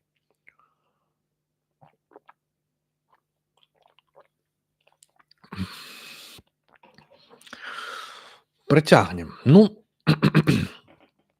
тут пасля таго, як я это сказаць правёў вось такую экспазіцыю, магу сабе дазволіць крышачку інтэрпрэтацыі. Вось. Ну, это якраз такі момант, напэўна, які бадай самы нудны будзе для ўсіх і а, большасць слухачоў сыходзіць у гэты момант, і нават я вам скажу па шчырасці, калі б мог сысці ад уласнага стрыму, я б у гэты момант аддзяліўся бы і сышоў, таму што гэта вельмі вельмі складана і як бы асабліва нават калі маеш нейкія канспекты, вось і падрыхтаваўся, але як бы сапраўды разважаць пра гэта даволі цяжка. Я не ведаю, ці паспеем мы разгарнуць ва ўсю шырыню сёння ўжо гэтую тэму, але паспрабуем. Ну, вот. То бок мы адразу бачым з самага пачатку у гэтых дэбатах розніцу падыходаў, так. Мы бачым два вобразы нібыта фактычна інтэлектуалаў, так, якія перад намі паўстаюць. Ну, не абавязкова іх называць мандарынам і крутымі, але можна, напрыклад, сказаць, што это тыпы вучонага з аднаго боку, а з другога боку тыпы вось такога генія, да, прасвятлёнага, то, што б сказалі на захадзе, да. То бок Макіян з самого пачатку кажа, да, што так званы вучоны можа быць экспертам у вусным ці пісьмовым слове, але пры гэтым ён не надта абазнаны. То бок ён хоча сказаць, што слова гэта проста само па сабе штосьці далёкае ад праўды, так, ад ісціны, вот, і той, хто у ім як бы разбіраецца, это не азначае, што ён абазнаны ў нейкіх рэчах, так, але так, ён вучоны. Так? То бок умее абыходзіцца са знакамі. Вось. У запісах пра майстроў і вучняў ланкі, так, як бы таксама раннім чаннем тэксце мы знаходзім як бы два шляхі дасягнення праўды альбо два шляхі уступлення на сцяжыну. Так званую, да, будаўскую сцяжыну. Значыць, першы шлях это праз нутраную праўду, а другі праз падрыхтоўку. То бок відавочна, што падрыхтоўка, менавіта праца з тэкстамі, кнігамі, знакамі, это менавіта вось шлях, умоўна кажучы, індыйскі, так. А шлях праз нутраную праўду, вось гэтае непасрэднае сузіранне уласнай мыслі, уласнай сутнасці, это якраз тое, пра што гавораць майстры чаню, так. О, можна сказаць, што ну, это нагадвае тое, што мы казалі, да, вось пра з аднаго боку поэта Доктус, так, который там вывучаў папярэднікаў класікаў і цытаваў іх несупынна, і вось такі тыповы постмадэрніст, як бы такі ці класіцыст нават, так, з аднаго боку, а з другога боку это вось такі крышачку раздзяўбай, да, які верыць ва ўласны талент, ва ўласны геній, так сказаць, нікога не чытае, там як Маяковскі, да, казалі, што Маяковскі імкнуўся не чытаць іншых паэтаў, вось каб не трапляць пад іхні ўплыў, вось, і так сказаць сваю праўду матку, нутраную праўду, да, ось, як гавораць чаню майстры, спрабуе паведаміць нейкім чынам, вось. Ну, наступствы этого такія, што як бы калі чалавек як бы ну сапраўды як бы замыкаецца ў сабе і як бы асярожваецца на ўласнай мыслі, ці то там у медытацыі, ці то ў нейкай такой інтраспекцыі, там не ведаю, літаратурнай ці ў іншай, вось, то бок як бы найчасцей мозг, да, вот у гэтай ізаляцыі пачынае як бы галюцынаваць, ну, вось. І вось гэтая, то бок ён сам сабе стварае нейкую рэальнасць. Вось. Калі мы занураемся ў сябе як бы і нейкім чынам застаемся ў такім вось як бы суб'ектыўным як бы свеце, так, аб'ектыўна спрабуем зачыніць вось гэтыя 6 брамаў, як яны кажуць, вот, то мы апынаемся вот чаму 6, дарэчы, это 5 пачуццяў плюс яшчэ 6 это усведамленне, да, вот это вот як бы сама па сабе рацыянальная як бы развага, да, вот это мы таксама як бы зачыняем, да. Вось, то Фактычна мы трапляем у такі цікавы як бы свет, вось, ну, паводле кагосьці ідэальны, але як бы на практыцы ён заўсёды, ну, прынамсі на паперы, да, ў літаратурных помніках ён заўсёды спараджае нейкія вось такія галюцынацыі, да, свайго кшталту. Вось. І, ну, э, ён стварае сам свой свет, да. Вот калі вы памятаеце фільм, Тэры Гільяма пра барона Мюнхгаузена, так, "Прыгоды барона Мюнхгаузена", там ёсць такі персанаж вельмі класны. Вось персанаж Робіна Уільямса, это там кароль месяцу, вот. І ў яго там галава аддзяляецца ад цела перыядычна. Вось, і калі галава аддзяляецца, то цела паводзіць сябе проста вот як скаціна нейкая там, увесь час дамагаецца каралевы, вось, а галава недзе лётае і стварае нейкія такія прыгожыя рэчы. Вот вясну там стварае, да, там, прасвісцела і стварылася вясна, там яшчэ штосьці. То бок як бы жыве ў сваім проста свеце, што называецца, свеце ўласнай мыслі. Вот. І вось гэта ягоныя галюцынацыі набываюць нейкі, так сказаць, вагу рэальнасці. Вот. То бок, так яно, ў прынцыпе, адбываецца, асабліва калі вось гэты метад прымаецца інтраспекцыяй, да, у творчасці. Хутчэй, ну, да, вось гэтыя крутыя чувакі, пра якіх мы казалі ў літаратуры, яны даволі часта менавіта так і пішуць, да, вот, ну, каго там взять, там Лютрамона, да, у "Спевах Мальдарора", да.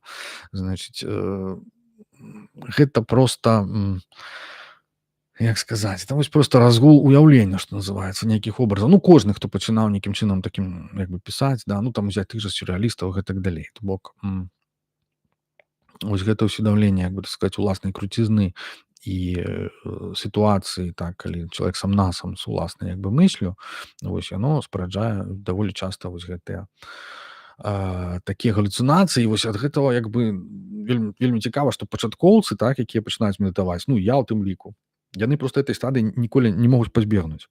Як толькі сапраўды чалавек занураецца ў сябе, непазбежна ў яго у галаве ўзнікае нейкая такая фантасмагорыя. Яна часам, ну, такая нагадвае сон, так, але пры гэтым чалавек не спіць, вось, і тым не менш бачыць нейкія такія відзежы даволі цікавыя, так. Па-японску это называецца макё, ну, вось, галюцынацыі. Там была такая як бы спрэчка, ці варта іх лічыць сапраўды праявай дасягнення чагосьці, ці не варта. Ось, там адназначнага адказу як бы няма.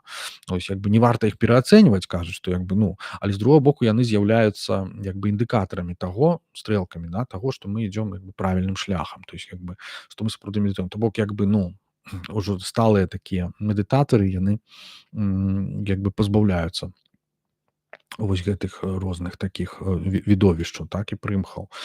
Вот. А на самом пачатку не пазбаўляюцца. То бок гэта адна з такіх вот уласцівасцяў менавіта творчасці, да, такіх вот маладых крутых геніяў, ну, вот, юных. Это даволі цікавая такая, мне здаецца, паралель, да. Асабліва, ну, вот на гэтым вось і такі вот міф, да, вось гэтага юнага генія будуецца, да, што вот, маўляў, яму не патрэбная адукацыя, ён усё разумее інтуітыўна, так, толькі на падставе інтраспекцыі. Вось, значыць, а калі ён яшчэ пачынае медытаваць, то медытацыя яму дае пацверджанне з этого пачатку, да, што ў яго настолькі вот багаты ўнутраны мір, што называецца, што он проста абыдзецца без усяго астатняга. Вось, гэта, канешне, ілюзія свайго кшталту. Даволі такая, ну, не небяспечная, скажем так, умоўна, але такая проста варта ведаць, што гэта ілюзія. Вось, ну, это была такая інтэрменная, да, лірычная, як сказаць.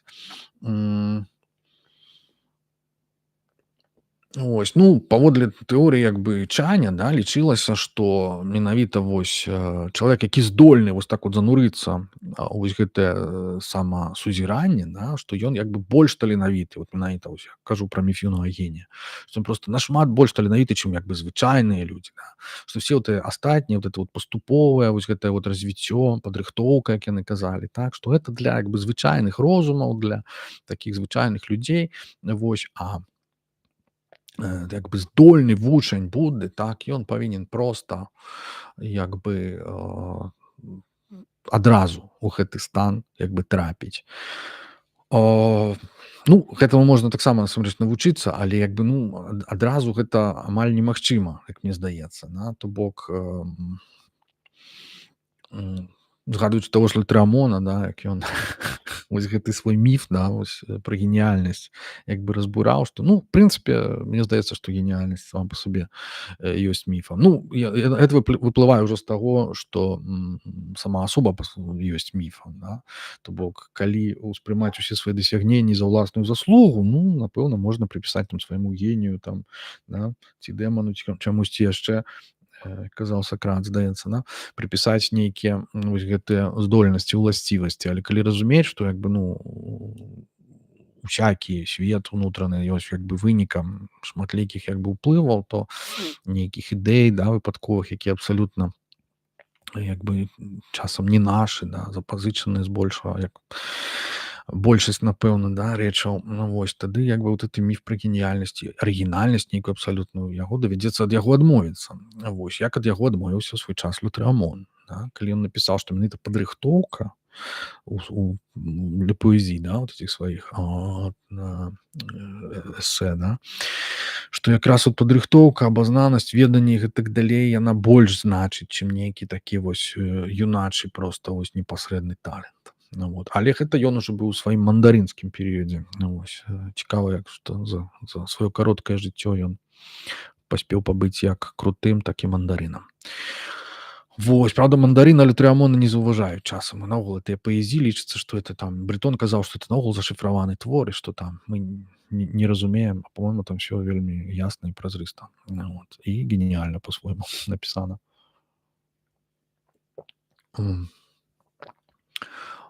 Вось. То бок, калі будзеце вось так неканцэптуальна медытаваць, так, сузіраць уласную мысль, то вось гэтай дзейнасцю, можа быць, бяздзейнасцю, правильно сказаць, я не ведаю, вы станеце Буддам у самой рэальнасці. Вось, будете там, авалодаеце, ці Буддам самой рэальнасці. Вы проста непасрэдна судакранецеся з рэальнасцю, якая яна ёсць, так?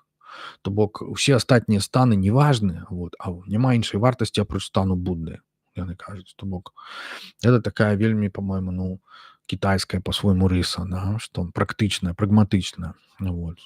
Калі ўжо буддызм, то па максімуме. Вось. Ну, я кажу, што проста Камалашыла гэта ўспрымаў натуральна ж, успрымаў вось гэты, лічыў гэта інтэлектуалізмам, вось, і проста непавагай да ось тых самых вучоных, вот, непавагай з боку геніяў, да, вось гэтых крутых. Ну, яно так натуральна заўсёды бывае, да, што вось гэтыя маладыя людзі, да, яны проста адкрываюць дзверы у гісторыю нагамі і не надта паважаюць сваіх папярэднікаў. Вось.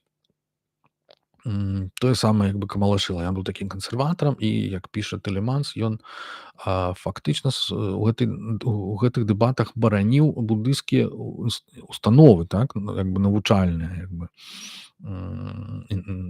Вось, ён сам, да, універсітэту на Ландзе, да, напрыклад, у якім ён вучыўся і гэтак далей. Ну, не ў літаральным сэнсе, а проста, як бы, да, вось гэтая школа сама па сабе інстытуцыя нейкай веды, якая ўжо сфармавалася ў індыйскім буддызме, да, як я казаў, а ў кітайскім толькі фармавалася у прыватнасці ў школе Чань. Так былі манастыры, так былі нейкія вось майстры, якія там кіравалі, але ў прынцыпе вось традыцыя вось гэта перадачы ведання, так, яна толькі стваралася.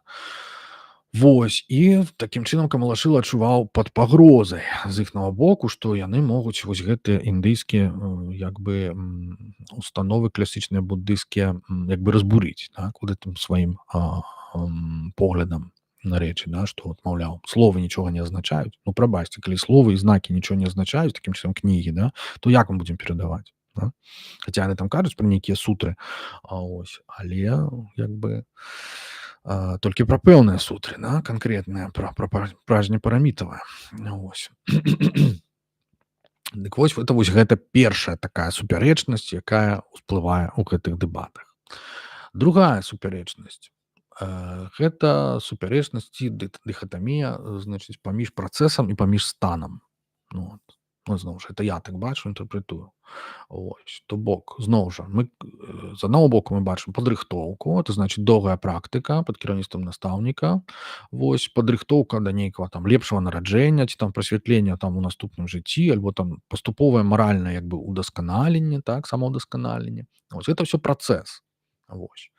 Які як бы, ну, можа быць нават самамэтны, то бок не мае канца, але як бы это тое, да чаго варта імкнуцца. Вось. Тым часам погляд, радыкальны, чаньскі альбо кітайскі, ён такі: не, як бы, ну, пачакайце, як бы.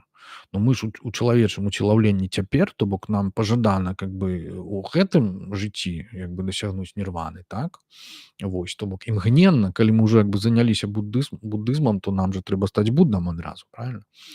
Вось, то бок всё астатняе для меней здольных. Ну, вось.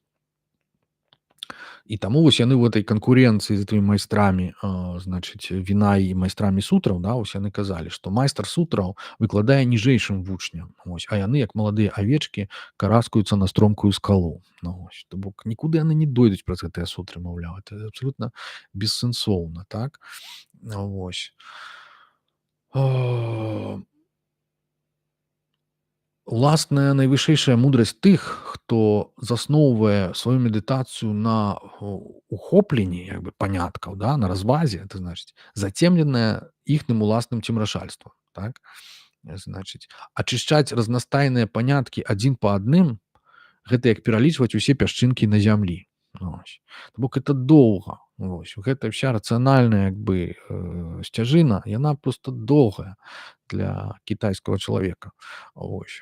І хай па ёй ідуць індусы, у іх шмат перараджэнняў, вось, з аднаго ў другое. А кітайцы, дарэчы, вось цікавы момант перасялення, так сказаць, перараджэння, рэінкарнацыю, ўсё вось гэта як бы, ну, не верылі настолькі адназначна, да, то бок як бы ім это не ўласціва. Вось гэта ўся хутчэй такая індыйская фішка. Таму вось кітайцы як бы, ну, з іхнымі, да, вот это доўгажыхарства, ўсё вось гэта, то есть культ продкаў, то бок яны хутчэй былі сапраўды засяроджаныя на вось гэтым канкрэтным як бы зямным існаванні, да, на канкрэтным адным жыцці.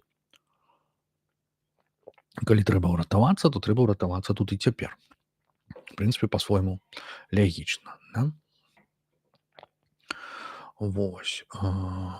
То бок, чаму саторы, да, павінна быць рэзкім, вот это прасвятленне, да? Яшчэ адна з падстаў это тая, што калі вы чагосьці дасягаеце доўга, вы да гэтага працэсу як бы прывязваецеся. Ну, вось, і пачынаеце як бы, ну, з гэтым атаясамляцца. Вось гэты працэс ён ператвараецца ў вашу ідэнтычнасць, да? Вось калі вы там, не ведаю, будыйскі майстар, там манах ці медытатар, і вы доўга гэтым займаецеся, то чагосьці там спрабуеце дасягнуць, то гэта ператвараецца ў вашу вы проста прывязваецеся да гэтага, а гэта не па-будыйску. Вось таму, значыць, майстры кажуць: не, трэба, каб прасвятленне было рэзкім. Вот. Нельга быць прывязаны ні да чаго, так? Нават да адсутнасці думкі нельга быць прывязаным, кажа Махіян, нібыта, так? Вось. І тады гэта будзе медытацыя тадхагаты, то бок сапраўдная буддыйская медытацыя Будды. Адзінае, што іх як бы цікавіць. Усе астатнія там узроўні там шравакі, бадхісатвы не лічацца. Працека Будды, так, это ўсё меншыя як бы вазы, меншыя падыходы, это іх не цікавіць. Вось. То бок, ну, яны як бы відавочна не верылі ў пераход колькасці ў якасць, да? Яны лічылі, што няма ўсё-такі вось паміж гэтымі стадыямі як бы стадыі колькі не медытуй, так, ці там колькі там не паўтарае, там, не ведаю, там слова ці мантру, яно як бы ні да чаго не прывядзе, да? То бок прасвятленне павінна адбывацца адным скачком. Ну, вось, то бок нейкага такога духоўнага ліфта як бы не існуе, да, паміж рознымі. Вось. То бок толькі пераскокваннем усіх гэтых стадый адразу можна чагосьці дасягнуць, так? Пры гэтым усім трэба сказаць, што будучы прадстаўніком чаню, ўсё-такі Махіян, ён яшчэ тады не ведаў канцэпцыі вось гэта саторы, да, сучаснага, сапраўды імгненнага прабуджэння. Вось. То бок ён пераскокваў папярэднія стадыі, там вось пра каго я казаў, да, вось стадыі там вучняў Будды, да, стадыі паслядоўнікаў Тэравады, стадыі Бадхісатвы, адразу в медытацыю Будды, як бы гэта ён так пераскочыў гэтыя стадыі, але што па часе тычыцца, ён у гэтай стадыі ці ў гэтым стане як бы мог знаходзіцца як заўгодна доўга. Ну чаму стан? Таму што это найвышэйшы стан, ён ужо як бы развівацца далей не можа. Вось, то бок у адрозненне ад працэсу, калі вось па індыйскіх уявах чалавек праходзіць як бы у розных перараджэннях усе вось гэтыя стадыі, удасканальваецца іх і так далей, то назапашвае заслугі так званыя, то узгледзішча Чань это ўсё як бы ерунда. Вось трэба адразу пераскочыць у гэты стан, у якім потым знаходзіцца як заўгодна доўга. Вось і, ну, узгледзішча паўднёвай школы як бы Чаню і гэтага мала. То бок як бы сядзець у гэтым стане і чакаць прасвятлення можна таксама бясконца доўга, нібыта. Вось таму, так сказаць, вось Шэньхуэй як бы і пасварыўся, так, з умоўнай паўночнай школай. Вось як і Хуайнэнг, яны, значыць, падтрымлівалі ідэю вось гэтага рэзкага прасвятлення, рэзкага саторі, тое самае як школа Рэнзай. Вось. А ёсць сучасная школа, а ёсць школа Сото, да, у дзэне, вось, якая паходзіць са школы Цхаодун, і там вось гэта тое, што бліжэйшае да тагачасных поглядаў Махіяна. То бок, як кажа там Кода Савакі, да, можна сядзець там у адной стадыі, знаходзіцца ўсё жыццё і не пытацца, які ў гэтым сэнс. То бок, таму што яно само па сабе, гэта сядзенне, вось простае сядзенне альбо сікантадза, да, як казаў Доген, заснавальнік школы Сото ў Японіі, значыць, гэта ўжо ёсць, так сказаць, нірвана. Это ўжо ёсць само па сабе прасвятленне і саторі, ніякага іншага няма. Вось, то бок гэта той стан, які трэба культываваць. Дык вось Махіян, удзельнік дэбатаў у сям'і, быў нашмат бліжэйшы да гэтага погляду. Вось, я вот сиджу і думаю, якая нашым дарагім беларусам карысць вот з гэтых звестак. Ну, цяжка сказаць. Я думаю, што як бы цікавіцца дзенам ўсё яшчэ модна і актуальна на сённяшні дзень, а в прынцыпе мой асноўны акцэнт у гэтай лекцыі это менавіта на дзен і на Чань, так, на розныя плыні, магчымасці, падыходы. То бок вельмі цікава, напэўна, даведацца гэтую гісторыю. Ну, вядома, это можна недзе прачытаўшы тыя самыя вось кніжкі, нейкія рэсурсы, што прачытаў я, вось, але я гэта пастараюся зрабіць так, каб это было максімальна цікава і, напэўна, нескладана. Вось, таму што навуковай літаратуры безліч, яна даволі такая, гэтым асобныя людзі гэтым займаюцца ўсё жыццё. Я, дарэчы, спадзяюся, што, можа быць, у Беларусі, я пра гэта проста не ведаю. Я ведаю, што ёсць як бы дзенавыя групы, это безумоўна. Вось, але я не ведаю, ці ў нас вывучаецца буддалогія на нейкім узроўні. Вось, як бы на філазофіі. Напэўна ж, ёсць жа прафесійныя філёзафы, і некаторыя з іх, магчыма, займаюцца у тым ліку і класічнай індыйскай філазофіяй, тыбецкай, кітайскай, магчыма. Вось, таму хочацца верыць, што ну, прынамсі, ім гэта крышачку, можа быць, будзе цікава, хаця я думаю, што яны пра гэта, калі яны ёсць, то яны ведаюць пра гэта больш, чым я. Дык вось, пераходзячы да тэмы кітайцаў, так? Чаму менавіта стан, а не працэс? Так? Чаму менавіта трэба стану дасягаць, нейкай раўнавагі? Вот. Рэч у тым, што працэс, як мы ведаем, ну, як ведалі кітайцы і даосы, да, працэс это вось штосьці такое нетрывалае менавіта, так, не абсалютнае, вось несупынна зменлівае, аніцья, так, як казаў Будда. Вось, то бок, калі хочацца абсалюту, то это павінна быць як бы нешта такое стабільнае, нейкі вось гэты абсалютны прынцып.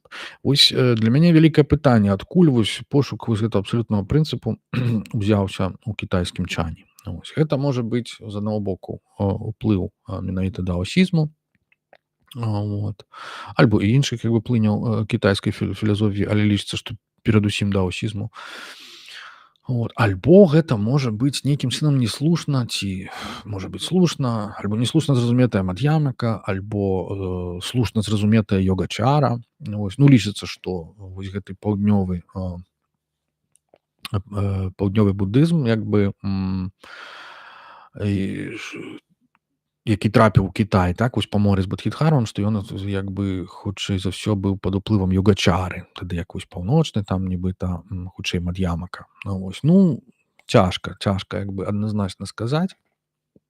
Вот, але факт той, што, як я ўжо казаў, што, гэтую пустэчу атасамлялі з небам, вот, кітайскім, што пустэча сама па сабе шуньята з'явілася як бы ў Нагарджуны, плюс-мінус недзе ў той час, то бок як бы праз 500 гадоў, так, умоўна кажучы, пасля Будды, які казаў, што як бы все як бы пачуцці, да, там пустыя, ўсе складнікі, все сканхі пустыя. Вось, тут раптоўна з'яўляецца гэтая ўжо пустэча, і субстанцыязаваная нейкая, можна сказаць, да, то бок нейкая такая ўжо рэіфікаваная, ці сказаць, ну, проста як канцэпт, да, як панятак, вось, адасоблены, як нешта ўласцівае ўсяму. Вось, і дао, про якое можна нешта сказаць, не ёсць сапраўдным дао, так, это першы радок з дао дэ цзін, то бок і яго водгукі мы можам знайсці ў вучэнні чаня, так, таму што калі, ну, такі недавер да словаў і сутраў, то як бы чаму, да, таму што яны не здольныя выказаць абсалют, вось, а абсалют ён апрыёры з дэфініцыі як бы невымоўны, невыказны. Гэта таксама можна прыпісаць кітайскаму ўплыву. Вось, да, про тое, што вот гэты вершык мы цытавалі, да, што мысль роўная і неканцэптуальная, як само неба, да, ось таксама мы бачым. То бок, у суме, значыць, што ў нас атрымліваецца, да, нават, ну, такія заявы, што вот хто падлічвае, калькулюе, той не дасягне прасвятлення. Ось, нават так. То бок любая рацыянальная развага это проста яна збівае з тропу, збівае з панталыку, заводзіць не туды. Вось, а тое, да чаго трэба імкнуцца, вось той самы абсалют, это вот нейкая чыстая мысль, да, пустая, такая вот свайго кшталту табула раса, да, як вінавацілі, часам вінавацяць як бы прыхільнікаў чаня, вось, і Камалашыла той самы закідаў Магіяну, так. Вось, сёння это называецца мысль не ведаю, да, ці, можна сказаць, мысль без мыслення, да, мужчын там, ці па-японску, ці там мысль хз, да, можна сказаць, это як бы тое самае прыблізна. Вось, дык гэта яно вось у такім падыходзе магіянавым, да, яно атасамляецца з абсалютам, з нейкай буддавай сутнасцю. Вот. Пры гэтым, канешне, Будда па-іншаму на гэта глядзеў, да, вось ён як бы казаў, што мысль трэба культываваць, ну, што ёй фактычна літаральна трэба авалодаць. Вот. То бок пра чыстую сутнасць там не чуваць. Ну, это, дарэчы, адзін з пунктаў, чаму японскія прадстаўнікі крытычнага будызму, напрыклад, так званага, у 70-х гадах крытыкавалі вось гэтыя канцэпцыі, заклікалі вярнуцца як бы да будызму першапачатковага, да, што вот это вот нейкая сутнасць Буддава, да, вот гэты абсалют, вот это чыстая сутнасць этой мыслі, як бы, ну, яна ў будызме як бы не прысутнічае спачатку. Вось, то бок, вось гэта ірацыянальнасць, так, яна даволі, то бок не ірацыянальнасць, а антырацыянальнасць, да, што проста развага замінае вось гэта падлік, там, калькуляцыя, ўсё вот это рацыё, яно як бы з абсалютам не мае нічога супольнага. Гэта мы можам, да, знайсці і ў еўрапейскіх некаторых плынях, ну вот, напрыклад, у сюррэалізме, пра які мы і казалі. Это вось это вот адзін з пунктаў судакранання. Нездарма яны цікавіліся таксама дзэнам пазней. Вось, то бок магчыма, там не да канца былі слушныя нейкія там пытанні з перакладам, да, не заўсёды яны адзін аднаго як бы разумелі падчас гэтых дэбатаў, але ў прынцыпе як бы гэта не падлягае сумневу, да. Вось гэты антыінтэлектуальны як бы характар поглядаў Махіяна, да. І там все астатнія, хто там хто разважае, вось хто імкнецца з дапамогай аналізу дасягнуць абсалюту, яны ўсе застануцца ў сансары, так яны ўсе еретыкі, да? Вось. А, што значыць застануцца ў сансары? Ну, то бок зноў народзіцца, да? А вось людзі, якія медытуюць як махіяны, яны як бы зноў не народзяцца. Ну і апынуцца ў нірване. Окей, а што яны будуць рабіць, так сказаць, на працягу жыцця? Ну вот Махіян адказвае, да, трэба адмовіцца ад усякай іншай дзейнасці, заставацца ў адным месцы, адлучыцца ад усякага шуму гаму і сядзець са скрыжаванымі нагамі і роўным целам, медытаваць і не спаць ад вечара да світання. Вось такі сам па сабе рэцэпт на, так сказаць, чанеўскі абсалют. Ну, не ведаю, наколькі можна з ім пагадзіцца. Вось.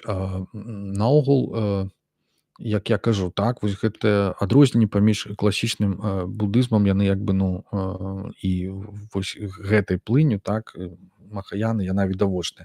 І я думаю, што гэта не толькі вынік кітайскага ўплыву, так, даоскага, але як бы і самой як бы махаяне гэта па-свойму ўласціва. Ну, я як бы зноў жа невялікі як бы в этом сэнсе спецыяліст. Я як бы чалавек, які практыкуе будызм, які цікавіцца будызмам і любіць, так сказаць, цікавіцца філазофіяй, любіць пачытаць там кнігі, але як бы ні ў які разе не прафесіянал.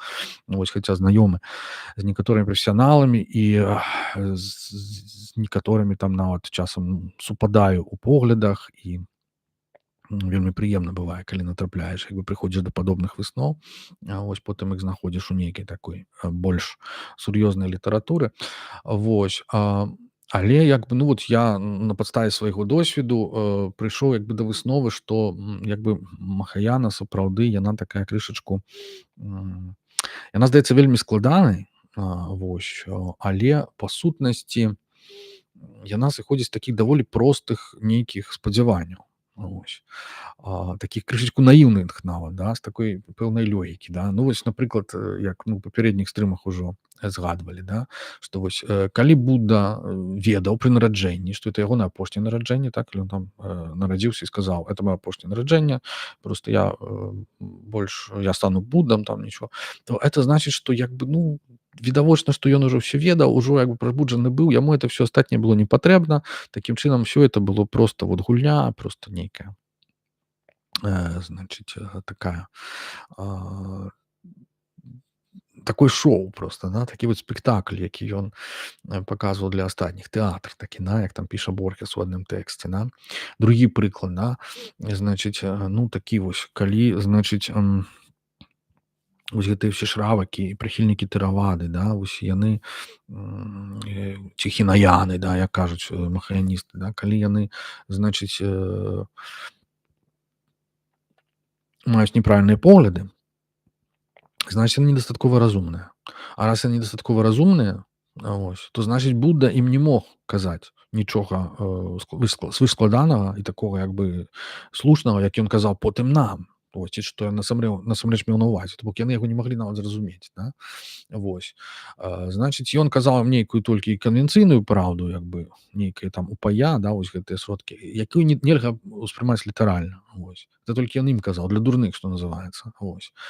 А насамрэч як бы для нас ён казаў пазней, а значэнне ягоных слоў было як бы іншае. Вось, то бок это такое як бы, ну, такая кругавая логіка, да, петыцыю прынцыпе называецца, што як бы, ну, калі яны цяпер дурныя, памыляюцца, значыць яны заўсёды былі дурнымі, то есть іначай бы яны не памыляліся цяпер, значыць яны памыляліся і тады. Ну вось такое як бы не зусім як бы, ну, фактычна дэмагагічны такі аргумент, да, у гэтай палеміцы. Вось такі эсэнцыяльны, што як бы людзі такіх поглядаў в прынцыпе не могуць дасягнуць як бы іншых, да. Вось. Трэці прыклад, да, это значыць зноў жа логіка як бы даведзеная да нейкага абсурду, да, што мы ведаем пра Будду, ну як ведаем, мы ведаем з джатакаў, з ягоных некаторых як бы таксама сведчанняў, але ведаем у асноўным з народных легенд, да, з джатакаў, што ён, так сказаць, вельмі доўга шмат у якіх перараджэннях быў бодхісаттвам. То бок як бы перараджаўся, вось, і там людзям дапамагаў, усё такое. Ну, вось. Ну, потым прыйшоў, нарадзіўся як Будда і сышоў пара нірвану, так, і больш не з'яўляўся. Ага. Але пры гэтым вядома, што ва ўсе вякі казалі, да, што існавала бясконцая колькасць як бы Буддаў. Што это можа азначаць? Это значыць, што і цяпер на дадзены момант, калі Будда так доўга быў бодхісаттвам і ўсё нараджаўся, то і цяпер недзе нараджаюцца бодхісаттвы, вось, альбо перад гэтым нараджэннем Будда, значыць, быў у раі Тушыта, так, і чакаў, калі ён народзіцца зноў. То бок, ага, это значыць, што і цяпер у раі Тушыта сядзіць нейкі там Будда, які неўзабаве прыйдзе, вось, і штосьці нам там усім раскажа. Яго там могуць зваць Майтрэя, могуць зваць Амітапа, па-рознаму ў розных традыцыях, але тым не менш ён дзесьці ёсць, это значыць, што да яго трэба маліцца, і каб ён прыйшоў як мага хутчэй і ўратаваў. Вось, ну, вось такая як бы логіка, да? Як бы на падставе там нейкія легенды робяцца вось такія высновы, якія потым вось філёзафы махаянскія, якія прыходзяць, якім это трэба ўсё як бы нейкім чынам абгрунтоўваць, чаму яно менавіта так. Вось, абгрунтоўваць вось гэтыя самыя сутры. Вот. Ну і гэта такая ўжо нетрывіальная, скажем так, задача, да. То бок, мне здаецца, што, ну, то есть спачатку як бы народ спрасціў это ўсё, а потым філёзафы ускладняюць для того, каб проста нейкім чынам это абгрунтаваць. Ну, это мне нагадвае вось гэту мадэль сонечнай сістэмы, да? Ціха Брая, по-мойму. Ён як бы не прымаў вот капернікаўскую рэвалюцыю, ён лічыў, што не можа проста зямля, як і іншыя планеты варочацца вакол сонца, быць як бы адной у шэрагу іншых планет. Это значыць, што паводле ягонай мадэлі сонца ўсё адно яно варочаецца вакол зямлі, а вось усе астатнія планеты варочаюцца вакол сонца. І разам з ім яны варочаюцца вакол зямлі. Можаце сабе уявіць, якая потым складаная механіка як бы ўзнікае. Вот ад гэтага двайнога як бы варочання, то бок атрымліваецца ў сонечнай сістэмы паводле Ціхабрагі не адзін цэнтр, а два. Вот. Зямля і сонца. І такім чынам як бы то бок геацэнтрычная сістэма захоўваецца, вот, але пры гэтым яна ўключае ў сябе геліяцэнтрычную. І вось часам у мяне ад сістэмы махаяны, вось, філазофскай, вось такое вот крышачку адчуванне ёсць. Што як бы яна сумяшчае ў пэўным сэнсе сумяшчае несумяшчальна. Але пры гэтым як бы усе школы, ну, таму, напэўна, такіх шмат гэтых школ, да? Але усе кожная паасобку яны ў прынцыпе як бы гучаць даволі абгрунтавана, можна сказаць. І пераканаўча нават. Вось, значыць, як такое магло здарыцца, я не ведаю той самай як бы махаяне, да? Але напэўна, яшчэ паспрабую вось гэтую частку свайго ўласнага погляду все-таки сказаць. Значыць, што на маю думку, это вот як бы ёсць пэўнае як бы развіццё вось гэтых уяваў пра не-я, да? Пра адсутнасць свабгавы, адсутнасць самабыцця, да?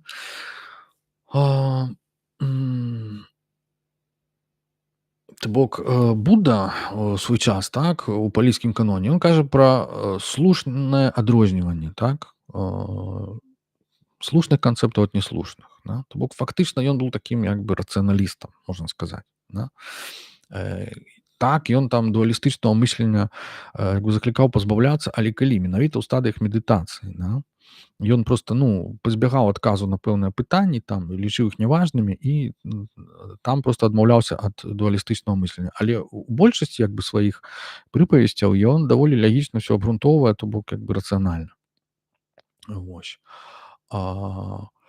Тым часам погляд вось тыбецкага чаню на вось гэты ранні будызм класічны, так, ужо колькі там прамінула 1000 гадоў, і ён змяніўся, так. Ён, значыць, ужо што вось гэтая медытацыя, так як медытавалі шравакі, гэта была проста аднабаковая толькі медытацыя, толькі проста аднабаковы спакой. То бок яны не бачылі этой сутнасці, яны не дасягалі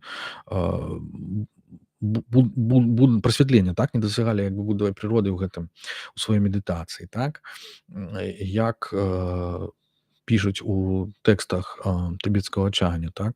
Значыць, шравакі бачаць не-я людзей, так, але не бачаць не-я феноменаў.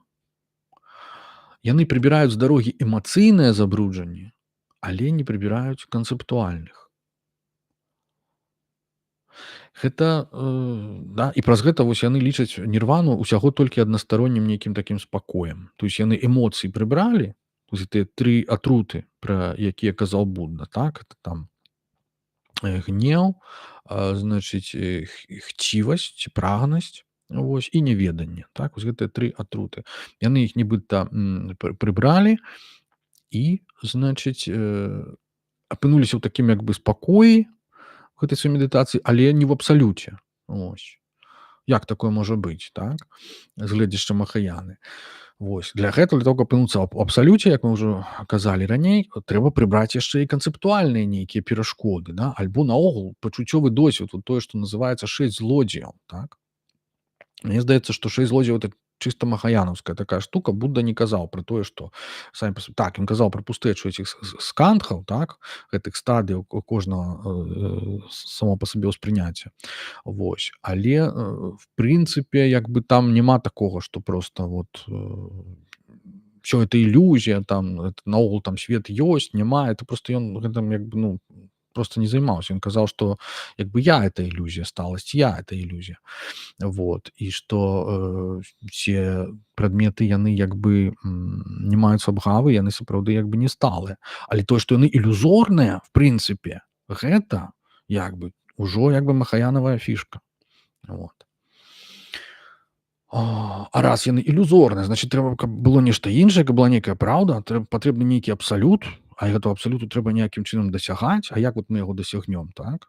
То бок, значыць, трэба пазбаўляцца адмаўляцца ад гэтых усіх рэчаў, як бы уласцівых мысленню, якое як бы, ну, трымае нас у гэтым змане, да, ілюзорным. То бок,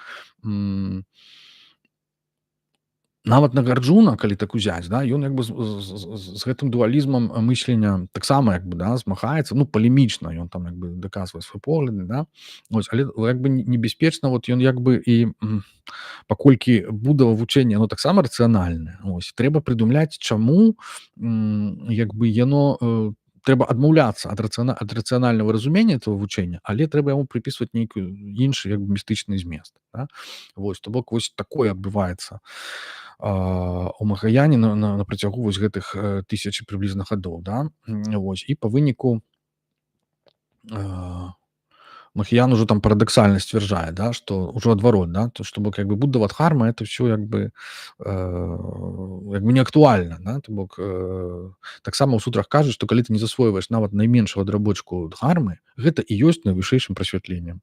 Ось. То бок абсалютна неабазнаны чалавек, просто нічого, ніякіх канцэптаў не ведае, нават пра Будду ніколі не чуў. Ён больш прасветлены, чым той, который вот сядзіць і вывучае буддызм. Вот. А это, дарэчы, разуменне уласціва не толькі там дзену там сучаснаму, ну, прынамсі, такіх вот у народных праяўленнях ягоных. Вось. Але і людзям, як бы, якія, ну, не займаюцца гэтым, але яны лічаць, што гэта і ёсць сутнасць насамрэч буддызму, што вот такі вось як бы такі саліпсізм, да, вот такая свайго кшталту адсутнасць всякого рацыяналізму, вось гэта як бы ёсць дзен найперш, але і ў пэўным сэнсе як бы буддызм, да? Адкуль вот это все паходзіць? Паходзіць это вот з этой вот ўсёй якраз пагоні за вось гэтым абсалютам, да? Якую я не ведаю, ці сам Будда ў свой час ухваліў. Вось. То бок так, як я ўжо казаў, так, Будда карыстаецца як дуалістычным, такім рацыянальным мыслем, так недуалістычным, так, калі апісвае, значыць, найвышэйшыя стадыі вось менавіта медытацыі, джаны, вось гэтай стадыі паглыблення. Вось. Нагарджуна таксама як бы з дуалістычным як бы мысленне змагаецца з дапамогай вот этой сваёй логікі, так, адмысловай, абвяргае сваіх апанентаў, паказвае пустэчу ўсіх гэтых феноменаў, вось, памылковасць поглядаў і гэтак далей. Вось. А Махіян ужо як бы сцвярджае, што ўсякае мысленне, любое, яно ёсць дуалістычнае, вось, і значыць, таму трэба змагацца з мысленнем як такім, каб дасягнуць абсалюту. Да? Вось, коротка, калі взять вось гэтыя, стадыі як бы эвалюцыі як бы Махаяны, да. Вось, ну, сапраўды, як бы любое мысленне не дуалістычна, таму што як бы, любы канцэпт стварае сваю супрацьлегласць. Это ёсць як у індыйскай традыцыі, вось эта апохавада, так званая, так. Вось, там карова, не карова, як бы, э, таксама складаны такі панятак, калі ёсць там, да, это тое ж самае, да, у Дэцзіну фактычна ў першым самым раздзеле гаворыцца, што там немагчыма ўзнікнення аднаго без аўтаматычнага ўзнікнення другога, так, што проста паняткі ўзнікаюць як бы, адначасова са сваімі супярэчнасцямі і гэтак далей. Ось, карацей кажучы, гэтае мысленне яно як бы, ну, неправільнае, яно заводзіць, оно трывіяльнае, просто яно не ўласцівае вось гэтым вось, вышэйшым, так сказаць, людзям, што называецца, з гледзяшча чаню. Вось. Таму трэба яго адкінуць разам з буддамі вот гэтымі ўсімі фармулёўкамі, разам з сутрамі, у прынцыпе, ну вось, сядзець і, як мы ўжо 100 разоў казалі, просто сузіраць уласную мысль, яе пустэчу пажадана. Ось, ну так, допустим, але ну мы бачым, да, вось гэтыя супярэчнасці, што з аднаго боку трэба на сутры забіць і забыць, а тым не менш яны як бы спасылаюцца на некаторыя сутры, да, свае пражнапірамітавыя сутры ў асноўным. Вось, то бок як бы словы як яны працуюць, не працуюць. Ну, от калі чалавек успрымае нейкую інфармацыю з тэксту, так, то ён што? Ён таксама ўзман як бы трапляе, да? Як бы калі паслядоўным быць, адкідаць сутры, то не трэба як бы аргументаваць дапамогай сутраў, так. Вось, ну і гэтак далей. То бок, пытанне, так, ці можа быць мысленне неканцэптуальным? Ось, ці як бы як вось музыка можа быць атанальнай, так, а ці можа быць мысленне неканцэптуальным, не дуалістычным, так? Ці можна як бы мысліць неяк яшчэ? Ну, Чань, там Махіян, вот Дао Дэ Цзин, яны сцвярджаюць, што это немагчыма. Вось. Я сціпла спадзяюся, што это магчыма. Вось чамусьці, так, хачу думаць. Можа быць, таму што ў мяне ёсць нейкі досвед медытацыі, да яго яшчэ прыйдзем. Вось. На Гарджуна бы сказаў: "Не так, не, напэўна, і магчыма, і немагчыма". Вось, агулам, я, падсумоўваючы, хацеў бы сказаць, што, з майго гледзяшча, як бы, Махаяна, ну, як бы і людзі, як бы якія, яе прыдумалі, умоўна кажучы, якія, да яе належалі ці належаць, напэўна, яны не чулі ніколі вот такого выказвання, што лепшае — это вораг добрага. Ну, вось. То бок яны вось усё так, імкнуліся палепшыць буддаву навуку, пакуль прыйшлі да поўнай яе фактычна супрацьлегласці і адкідання. Прычым прыйшлі абсалютна, ну, як мы пабачылі, даволі, лягічным шляхам, так. Ось. Ну, але адкінуць яны яе не маглі, таму яны мусілі прыдумляць, самыя розныя як бы тлумачэнні, дадатковыя, так, буддавых словаў, таго, што ён казаў. Вось. А што казаў, у прынцыпе, Будда? Ён казаў: "Не пераймайцеся вы ўсімі гэтымі пытаннямі". Так. Там ёсць ці няма, там ілюзія, не ілюзія. Яны як бы не вядуць да нейкага, да вызвалення. Ось. Тым не менш, якраз у Махаяне лічыцца, што вядуць. Ось. І што вось, прынамсі, з пункту гледжання школы Чань, што тагачаснага прынамсі, вось, што якраз дасягнення вось гэтага абсалюту, нейкай такой буддавай, прыроды ў сабе, так, вось гэтай чыстай мыслі, так званай, што гэта ёсць, стан нірваны, ось, якая і ёсць сама па сабе вызваленнем. Ось. Як скончыліся вось гэтыя дэбаты ў кляштары Сам'е і ці здолелі майстры Чаняў пераканаць, сваіх апанентаў індыйскіх, Камалашылу і ягоных вучняў, а заадно і тыбецкага імператара, Тэсона Дэцэна, у тым, што, яны якраз маюць рацыю, што іхная інтэрпрэтацыя, радыкальная інтэрпрэтацыя Махаянава слушная. Я думаю, што лепш за ўсё будзе, калі мы пра гэта даведаемся ў наступны раз, таму што 2 гадзіны, это даволі шмат, вось, а дзень сёння працоўны, таму трэба вяртацца да сваіх абавязкаў. Пабачым, калі мы, сустрэнемся з вамі зноў. Я думаю, што гэта адбудзецца дакладна на гэтым тыдні. Вось, ці то на выходных, ці то яшчэ раней. Я пастараюся даць вам знаць. У любым разе ўсім дзякую за ўвагу. Я рады, што паспрабаваў усё-такі зрабіць гэты стрым. Гэта для мяне даволі важна. Вось, таму што як бы раз на месяц у мяне ёсць такая патрэба. Ўсё-такі і без яе, так сказаць, цяжка дасягнуць абсалютнага спакою у медытацыі. Вось, і таксама цяжка дасягнуць спакою нават у працы часам, калі не падзелішся некаторымі сваімі, скажем так, спраўджаннямі, там напрацоўкамі, гэтым усім астатнім з вамі, дарагія сябры. Таму я яшчэ раз дзякую вам за ўвагу, зычу вам добрага працоўнага тыдня і спадзяюся, што неўзабаве мы сустрэнемся з вамі зноў і працягнем гутарыць на гэтую тэму пра умоўных мандарынаў і пра умоўных крутых, як у літаратуры, так і ў буддызме. Усяго вам добрага, рады быў з вамі сёння быць.